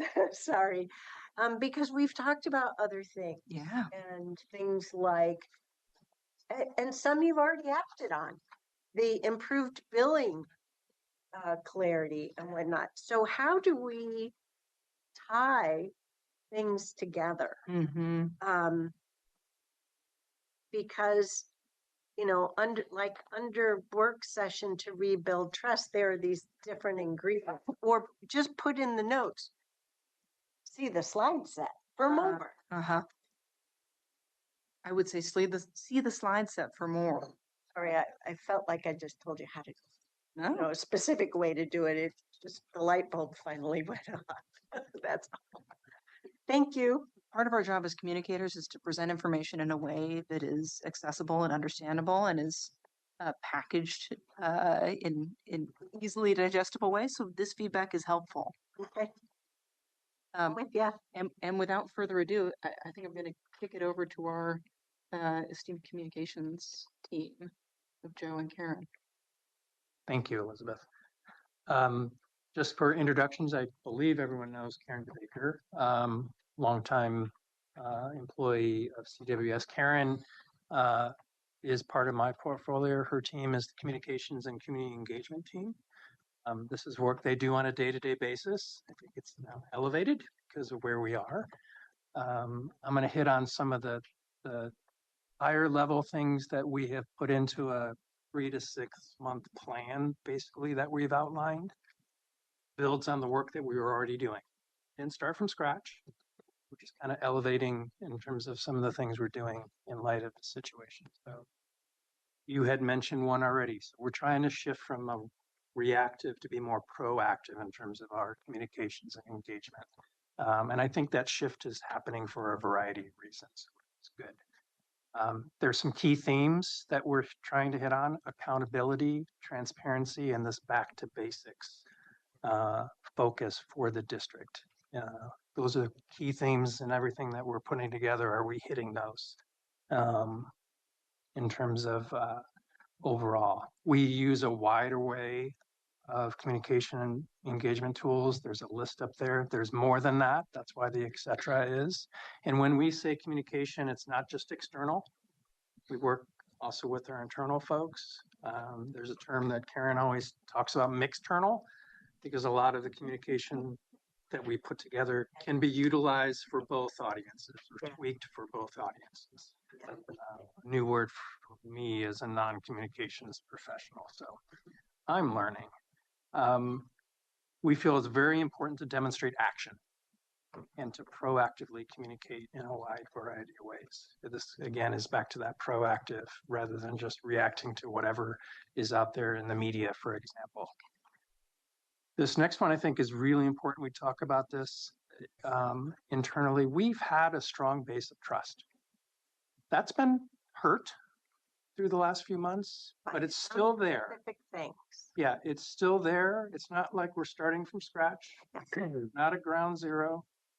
We would be incorrect to say that we are where we were prior to this, but we're really building on that trust that we've built and that collaboration that we've built over the years. And that's important to acknowledge in terms of the work that we do. Can I ask a question at this juncture? Sure. Karen, your comms is your wheelhouse, not mine. Though I have to communicate a lot, I get that, to a lot of different audiences. Is there a better phrase? Do you have a suggested phrase so that instead of saying things like throwing the baby out with the bathwater, I would benefit from some replacement phrases to use? Oh, you're going to put me on the spot for that one. No, You can think for a while. I will think. you can say thank you and I'll send you an email. Thank you, and I would love to have I'll those get as back well. to you on that. I will get back to you on that. Thank you. I have a specific question. Underneath the third bullet, you've got examples. So bill inserts. Do you all get CWS bill? I only get Beaverton ones. I don't get one, and I think it would be a good. Who gets practice. CWS bill insert? Wanna Just answer the unincorporated area folks? Right, and the so we have contract- water words and clean water words, which are utility bill inserts for the unincorporated. So it's those that receive direct services from Clean Water Services, and then I'd obviously. like to see those. Mm-hmm. So I would like to just get an email copy. But I know I get two different newsletters from WS, and I don't remember the title. There's the Joe Gall one, That's Community Connection, Community Connections. which is once a month, and the target audience is local elected officials and city managers and special district managers. And then, well, yeah, I get the portal, but what's the other one? Clean Water Connection. That's I know, the one. they're very similar names, And and that- that's the general public one. That's general. That's it. Yep. And sometimes there's overlap in terms of I don't mind that at Yeah. all. Content. content. And then I read Pipeline.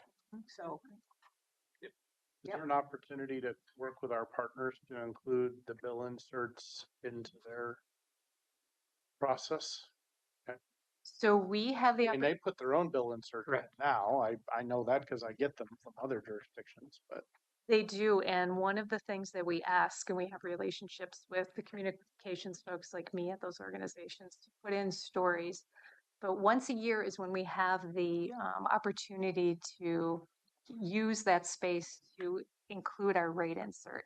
So that's really only one time a year because they do have things that they have to send out every month, and those envelopes, for those that get printed, are get full. So we do that once per year. It's usually in May and June. It's happening right now. Monthly happens in May, June for the bi-monthly billing cycles or the every 2 month billing cycles. So that's our annual rate insert. We do have that opportunity. We don't have control other than once a year. And I mean control, meaning the ability for our own insert to go into all the 7 large cities. However, as we talk with our cities or large cities about billing, and do we continue the way we've been doing it or doing it differently? Those kind of conversations and opportunities, how can we communicate more effectively, especially if we continue with joint billing? That's an area for improvement, I think, and discussion with our partners. Well, the billings could, I mean, I'm Hillsborough, so it's a joint bill, but those could be redesigned, I believe, to emphasize what is the city of Hillsborough and what is Clean Water Services. Because on mine, you know, you see it, it's there's one line that's a Hillsborough charge, one line that's a Clean Water Services charge, then a total, and then there's like 3 different subtotals and all of that. But you got to really read it closely to understand this is Hillsborough and this is Clean Water Services. I don't know if we can Actually, bifurcate it's those, not. If you look at the latest bill explainer, they label it CWS, but it's Pretty not. interesting. It's CWS regional and city local. Even though they label it Hillsborough and Cornelius, I think the 2 of them, if I understood our billing. I would encourage, if you have not had a chance to look at the different bill samples, to take a look and see if it helps or doesn't help you understand how our current billing operates with our There's a lot. customers. It's very complex and complicated I thought it and was confusing. Yes. Well, But it had some explanation. Once it's that you had- explained. Once Yeah. it's explained. Yeah. And there are 9 of them. 9. Different. Variations. Oh, yeah. Yeah. Yeah. Well, I can see why Hillsborough gets criticized for increase. I mean, we heard it in the testimonies about CWS, and they were blaming CWS, but then they go back and they blame Hillsborough for CWS stuff, and so yeah, I can understand that. One of the things that we're doing currently, which we haven't had a chance to share with the board, is we've been doing these focus groups, part of a planned work for Karen's team, and it's been very fascinating to hear from customers just observations and a lot of confusion around billing. I don't know where my bill goes, what it goes to, what stays with the city, which versus what goes to CWS. I mean, it's been pretty fascinating, you said, to hear that. And it's not inconsistent from what we've heard in the past. So, I mean, many folks say they don't know what we do or who we are, but our surveys show that they feel we're doing a good job. But it would be nice to have more direct access to those customers. So that's where that utility billing relationship is very, very important, not only with utility billing staff, but communications folks and finance folks. That's an odd message that they Mhm. don't know what we do, but what they certainly know is that when they flush, something Exactly. goes away, and they're happy about that. But on the contrast, they don't know anything about stormwater runoff. No, It's all one deal. So correct. Yeah. I mean, I've self-admitted that until I became an elected official, I didn't even know what a stormwater system was. Mhm. Never thought about it, and I don't think I'm the average bear. So I think there are a lot of people in that. You flush your toilet and you expect the rainwater to run down the drain. So we're good. So earlier when you started the first few bullets on this line, I was smiling because as you described it as a 3 to 6 month plan, it's not just a 3 to 6 No. month. Right. Well, let me hear me out. It's an operationalizing plan. You know, it's your ops plan. It's not just a plan. No, this is what we are doing. Correct. I think we're focused on the next 3 to 6 Like what you're going to do in the next 3 to 6 Yes. months. But to the chair's point, you got to be thinking about this as an It's your rolling ops plan. forever action. Yeah, it's phenomenal. And Karen reminds me quite often, this is not stuff that's new. We've been doing this for a while. It doesn't mean that we can't improve or do things differently, but this is not, we didn't just start doing this. Talking about it more. Yep.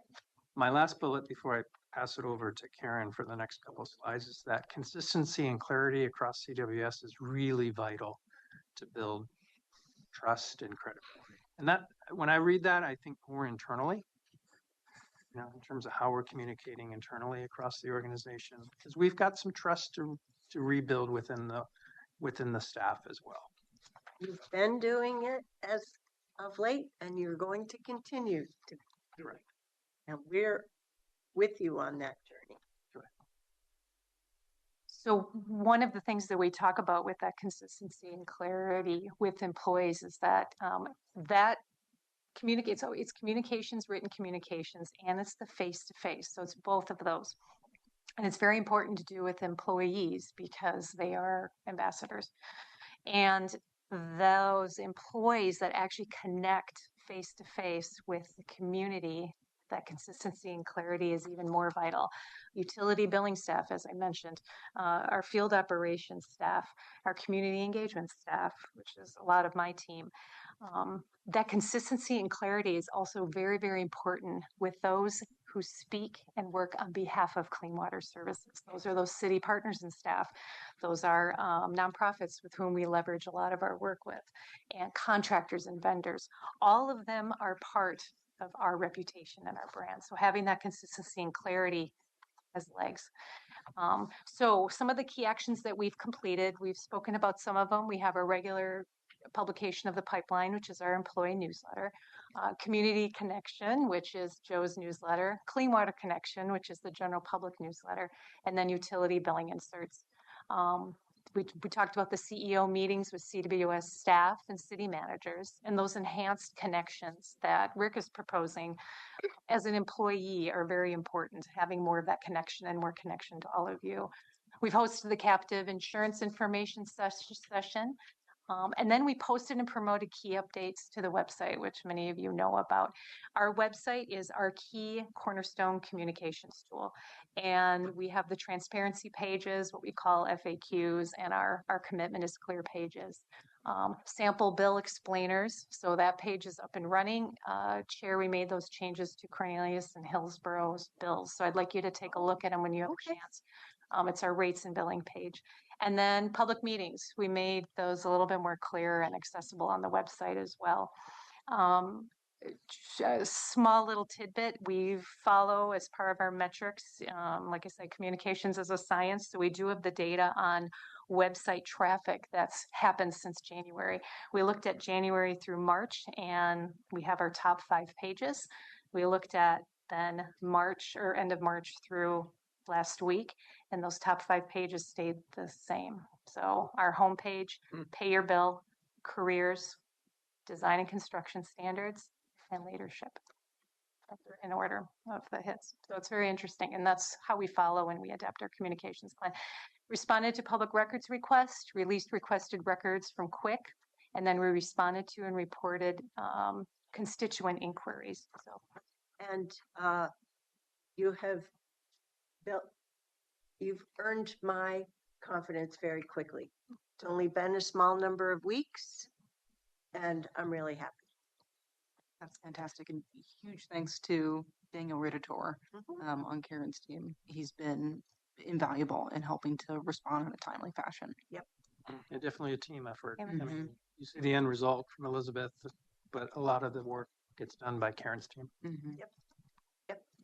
Thank you. So understanding sentiment and measuring effectiveness, I've spoken about this to the budget committee, is that, you know, we have stakeholder requirements and understanding that are at the core of CWS's leadership system. So being first, you know, seeking first to understand before being understood is vitally important. We do that across the organization with employee Gallup survey with employees. We just mentioned the ratepayer focus groups that we're doing and the customer awareness and satisfaction survey that we'll bring to you in the fall.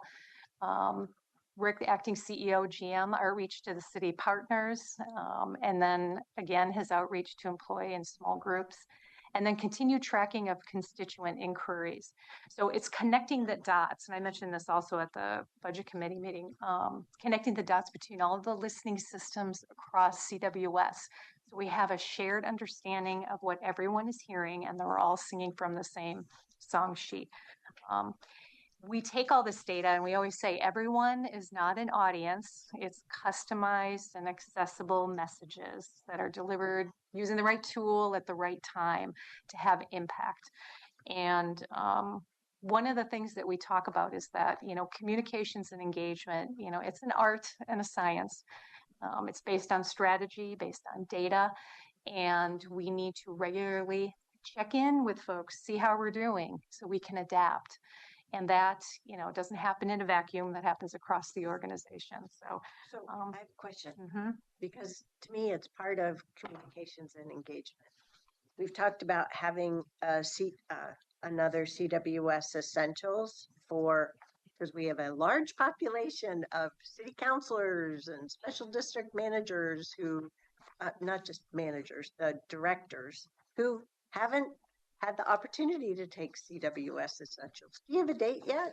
So we're planning 2 different events, both in September is the target. September, great. One will be for elected officials like we normally do. One of the questions I actually want to tee up. Oh, did I? Board, Oh, we didn't mean to read ahead. No, no. Did I? Okay. Okay. Ask a question just because it's in my mind and Yeah. planning that. Historically, we've done 2 sessions to provide flexibility. Oh, yeah, for an kids, evening one. a Thursday and a Saturday. Yeah. Is that the expectation, or should we continue with that? What do you need to do for the target audience? Sorry, Me, I don't like asking a question with a question, but I'm them. left with, yeah. Do For a me, doodle that poll. flexibility is really important. Elected officials are very busy. Yeah, do a So doodle if poll. we do just a Saturday, then somebody's like, I'm not spending a Saturday. If you did a Thursday night, Only if you can guarantee rain. Or how about this? I think It'll it's be a good inside strategy to allow those options. Okay, that's good to hear. And then And if you haven't been to a CWS Essentials since 2023, go to one. And you can do the welcome. I have a question. How does CWAC fit into communications? So hold on, I want to answer Yeah, the let's second. Oh, I'm sorry. Sorry. Oh, I didn't. We only got I the didn't- first one. I So didn't the other one that I think is critical to do, and it's easier because it's during the work week, I want to offer one for, there's a new city manager in Tigard, for example, who's from Arizona and has no idea who CWS is. There are new assistant city managers in Beaverton. So I want to offer one for staff to come and participate. We'll probably just do one at Durham to include a plant tour. But I want to hit that audience as idea. well. Go for it. What about employees of TVWD? I mean, would We they can ever- include them. Yeah, I'm That's just- easy. Just wondering what the cross-training benefit might or might not. Well, they're no different than all the public works folks at different cities who do the drinking water side. Yep. So, yeah, I don't think you need our permission. No, I just wanted you to know that we're for- planning that as well. I'm more interested in wondering about maybe in future years, we think about a clean water academy. That's my dream. Sorry. Folks who aren't yet applying to CWAC. And we invested in with a grant from Metro in having the solid waste and recycling program as done with Centro Cultural back in 2019. So Piggy they're ideas you could operationalize in future years. piggybacks on my Sherwood days. We had what was called Sherwood Citizens University. We may not have Yeah. called it that now, but the reality is most of my counselors went through that. Yeah. And a lot of board and commission folks went through that. Yeah. And they got the bug. They went and they learned a little bit more how their Stuff city's is cool. operating. And they're like, this is really cool. How do I get involved? Get on a board or commission. I see Forest Grove is starting their first one as well. So I'm a big proponent of those. So Director Treese, you asked a question that I cut you off. I didn't. No, that get to. you didn't cut me off. You weren't finished, so I apologize. I was just asking how CWAC fits in here because I didn't see them particularly mentioned. Can we take that? Yes. Okay. It's a great question. We don't necessarily think of CWAC as part of our communications plan as a advisory commission to us, but they are such a fantastic snapshot of the community because of how the commission is structured. And so I've been trying to build in some space. We both have time before the meeting begins and during announcements to hear questions and get a good sense of sentiment from our commission members. But I circulated a survey on sort of satisfaction, engagement. It was before all of the sort of media attention occurred, but trying to also just gauge, do they feel it's worth their time? What kind of input do they want to see? So we factor in feedback that way, but it's not really part of our, I would say, communication strategy. We could say it's part of our engagement strategy though, because they're really such great leaders in their specific respective domains. Thank you. Do they ever come and talk at the Essentials training? Some of them have participated in CWS Essentials, depending on the timing of their experience on CWAC. We have new. 2 rounds of CWAC, 2023 and 2025. It's not an annual thing. Been an every other year thing. So. We have positions that are going to be opening up soon, or they're open up now. So we're going to have potentially new CWAC members that we would like to have go through that. So another thing that would be helpful to the board is put us all back on the CWAC interested parties list, so that we once again get the notice of the packet availability. Because over prior years, I learned a lot from the slide decks. I just read them. Yep. Back to Rick, or you? Next one. Did you have? No, I was just going to say that, just acknowledging what you've already said. Actually, you did too, Director Snyder, that this is not, I mean, communications and engagements a 24/7 job. And because we're dealing with people and engaging with people, things change and we need to be respondent. So the longer term plan, we're updating the strategic communications plan. So that's the longer term plan. And there's also an employee engagement plan. So this is a snapshot. It's just the start to moving from reactive to proactive. So those all need to work together, especially as we're working in a severely fragmented communications framework nowadays.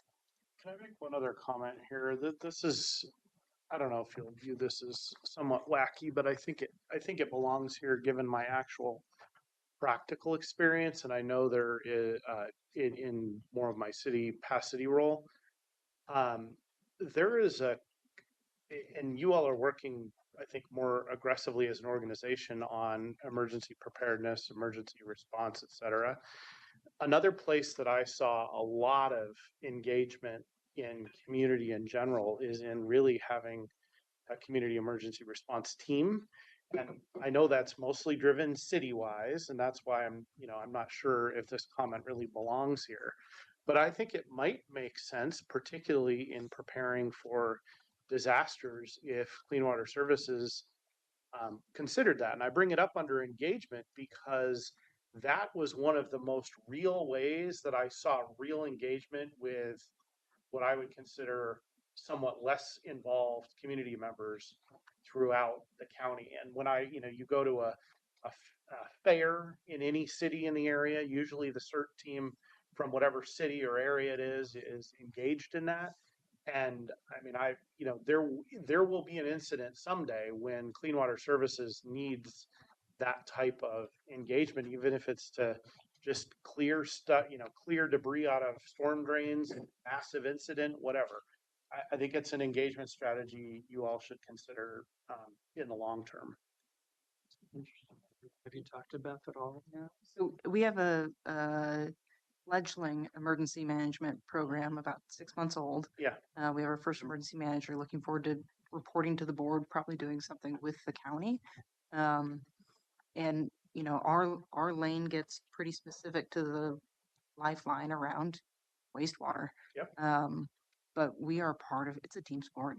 And I think folks are going to be worried about sanitation when the big one hits. So I just think it's, I would suggest you all think of it as an engagement strategy too. Correct. And I would like to once again thank you, Elizabeth, for spearheading this topic of emergency management and for engaging with Washington County for the employee forum that we've had the last couple of years and building off of that. You know, it's pretty cool. I have my poo and pee stickers now as a result for my bucket Got those system. too. So, you know, every little bit helps. The 3 Ps. It's the 2 buckets. Yeah. Pool noodles and some buckets. That's what you need, Jerry. I don't know what you mean by 3 Ps: pee, poop, and paper. Oh, okay. Having a little trouble with that. Don't forget to have the paper. Yeah. Kind of important. What a good segue. Back to you, Rick. Anything. Keep moving. Kick it over to the big bucks. Yeah. So what we aren't yet asking you to do is put together a community program and fund it through the budget for such an engagement. So I think there's probably some ideas there. Okay, so other key actions, this is kind of a summary slide of things that we've talked about, as well as some new concepts.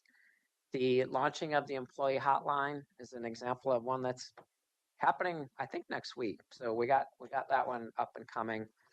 The next one, we're very excited to get going on, the evaluation of the low income assistance program. So what I don't have ready today is when, how, you know, we haven't kind of got that plan in place, but that's the challenge to our team, is to develop a schedule and an approach and present that to you. So we're all on the same page with respect to when, not do we just want to do the evaluations, but I like having the word recommendations up here on some of these. That's where we need to get to, is making some key decisions on a lot of these points. We just talked about planning CWS essentials and having a couple meetings in the fall. It's kind of nice that we just did one.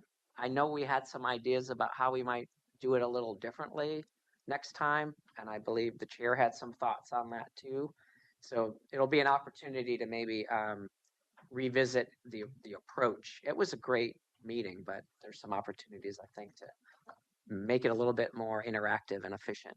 So we'll look forward to doing that. Demonstrate efficiency through robust budget process and the cost of services study. So we are challenged and up for the challenge to look at ways to really show the value that we're providing to the board, as well as all of our ratepayers, and making sure that we are being as efficient as possible. This is an opportunity for us to go back and look at some status quo items and find some efficiencies and other ways of doing business. We talked a lot about the shared billing process, and again, we want to get to the recommendation point, provide you a schedule of how we're going to get to that, some of the challenges and opportunities of making that happen. Implementing the recommendations, I think that will be completed in the fall. So the study will be done. What are we going to do with it? And ongoing development of a centralized records management system. So as part of our overall records structure, we'd like to make it more efficient and more robust, so that when we do get public records requests, we're able to respond, you know, more quickly. And we have lots of things that we've talked about with respect to our digital infrastructure and the needs to advance some of those systems. This is front on the list, so that we're able to respond quickly. And then again, it's kind of a continuation, but we're going to forever be revisiting and adapting potentially our communications and engagement plan. We have this one issue, but we never want to lose sight of the importance of good communication, good engagement, and speaking to the audience. There's always opportunities to do better. We're going to right the ship, but then we'll continue to make improvements. You know, one thing that I haven't looked at, seeing the website and the banner and knowing the pages that I frequently go to. Do you have all the safe harbor languages accommodated? No, Okay, not great. yet. Learning opportunity. Yeah. Aaron's been working on this. Yes, we have been. It's right, especially with the ADA Title II requirements coming down the pike that we need to accommodate in 2027. So we need to update our accessibility for sure. Have you, Brad, have you and the other members of the legal team had the opportunity to meet Alex Barnett yet? No, We should try and correct that. sure. I was Started hoping. yesterday. Yeah. He's our new county council, and we already had 2 executive sessions with him today on day 2. Thrown into the fire, eh? And his experience with as a member of the U.S. Army JAG team, working in the administration these last few months, already been helping us. On the low income assistance program, can I just ask about this, or maybe just put this in your head to think about as a team? Is I would expect that program to be available to all Clean Water Services customers, which means entities that are billing on behalf of Clean Water Services. I just want to make sure whatever you bring back contemplates that. Okay. Yeah. Can you remind me when, what time frame you're targeting to bring something to the board? On that. Yeah. He said he wasn't. That, Oh, that, was- I that, didn't write it down. I would like to present some timelines, and I think July would be a good opportunity for us to, I'm putting down second half of 20. yeah, not to be done with it, but to Yeah. present the plan and a schedule. So, So I, for the board's sake, I have, information, I mean, I have pulled in the vice chair. So whoever's vice chair next year on the rotation, you'll have one more occasional meeting to do the planning for the board for CWS. So, for example, Commissioner Treese and I will be meeting with Rick and Elizabeth tomorrow and Yep. talking more about the agenda for July 18th and future. yeah, meetings. and I think a lot of these will be good check-ins for our quarterly meetings. Yep.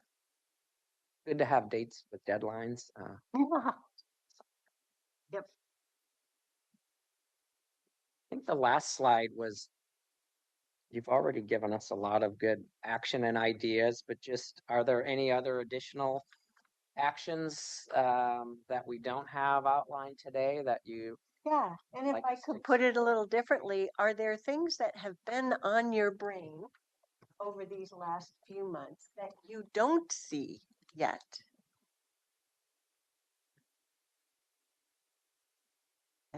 Afternoon's always a little hard for us. We have to shake out the cobwebs. I would like to see our ability to respond to public information requests in a more timely and thorough manner, and confidently. And I think that's I put that on this plan more generally because I think it's part of being a public entity in Oregon, and just being able to fulfill those accurately, timely, and as cost effectively as possible. And I know that was, I think, well, anyway, I think it should be part of the broader plan that the organization is moving towards. And I'm sure the records management system is part of that, but I don't know that that gets at it totally. Well, and to build on that, and maybe this is, I'm pinpointing what you're talking about, is like it's so hard to build what the history has been on our travel because of the records management. And I assume, Jason, I wasn't sure if Things like that. that might have been an example, but my confidence is not very high around that type of piece. So I'd like to see more of what's happening in records management as well. So Agreed. I will also share, in case I haven't already, and I might have previously. Um, I had connected our general counsel, since public records fulfillment falls under our general counsel. I had connected Philip Bransford and Caroline up because as a shared board, we are familiar with the method of Washington County delivering public records. And I feel like we're having a different experience as the Board for Clean Water Services. And I noticed the difference. And so I'm not, but I don't know enough to be able to say, well, here's how it works at Washington County. I can only tell you what I experience from Washington County. So that's why I wanted to have them hook up to compare processes. And there's been so much going on that I don't know that they've had the time yet, because I know Philip's been quite busy as well with budgets and other public records requests simply from articles that we've seen. So I think there's an opportunity there. So I'm glad you raised that because this has been a task that we've been considering in legal. Obviously, events have conspired against us in this right now, but we've been talking about should we look at a system that makes it a much more manageable process. An important piece of though is a records management system, which CWS does not have. And so that is a piece that we need to build in as well. I don't know that we do here at Washington County either. I would agree with you, having worked in both jurisdictions, but the records management is a little more challenging from my limited experience at Clean Water Services than it is at the county. So I hear that. I have no problem in hearing that whatsoever, but there isn't anything beyond that for me to operationalize. I don't know if that means money investment in a tool, development of new policies and whatnot. So I'm not asking you to articulate it now, but please let us know. Yeah, a preview is we've been thinking about it already, and it will include policies as well as a system in place for records management. I know it's already in the budget, and Digital Solutions is exploring that, so that piece is already in the works. So in the next step, when you go over that arena with us, I want the answer to be, have you looked at the Washington County system and how do they compare what's yours, what's theirs? And the answer to be yes. Yeah, this is what we can learn. This is what we're. And Chair, I will jump in from a communications side. Sat down with Philip Bransford and Mary Hartshorn, who are both very generous with their time and feedback. And we talked about an array of things, including constituent processes, but also we touched on public records requests. So we've gotten a little bit into the CWS Washington County mind meld on that, but I think it would behoove the legal team to also, I will share that information that's just happened yesterday. And also, CWS Council needs to make sure you're in the know on latest OGEC rulings as well, as we've been experiencing them on the county side. We are familiar with them, and actually some of the pieces that are going to be in the updated food and travel policies directly address that. Excellent. The other action that I think we should probably consider, and this is probably something that's both the board, jointly the board and staff, is around long-term governance and whether the board structure should remain as is, and the reason I bring that up as a sort of public trust discussion is really around whether or not there is the right level of involvement from partners, et cetera, in the broader scheme of governance here. I don't know whether moving towards a model that looks like the way the Washington County Housing Authority is set up might be a consideration, where it is the whole. So first, I would ask that you go over the 2 different learning days that we had very consciously before Roy Rogers ended his term on CWS, before asking us to take it up another time. So I am aware of that conversation happening in, I believe, in late 2022 into 2023, or And 24. I don't want us to. I'm happy to take that offline, but I don't know that the result is where it ended up where it needed to. Well, then that's for the board to decide if it wants to take up that whole effort again before staff puts any more time into it. Fair enough comment. Yep. I'm good with that.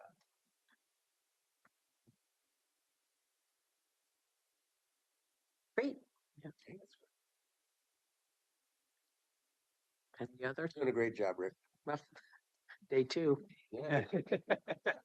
You and Alex. Yes. No You're shallow in comment on that Let me picture of me with my long hair I was on the leadership side.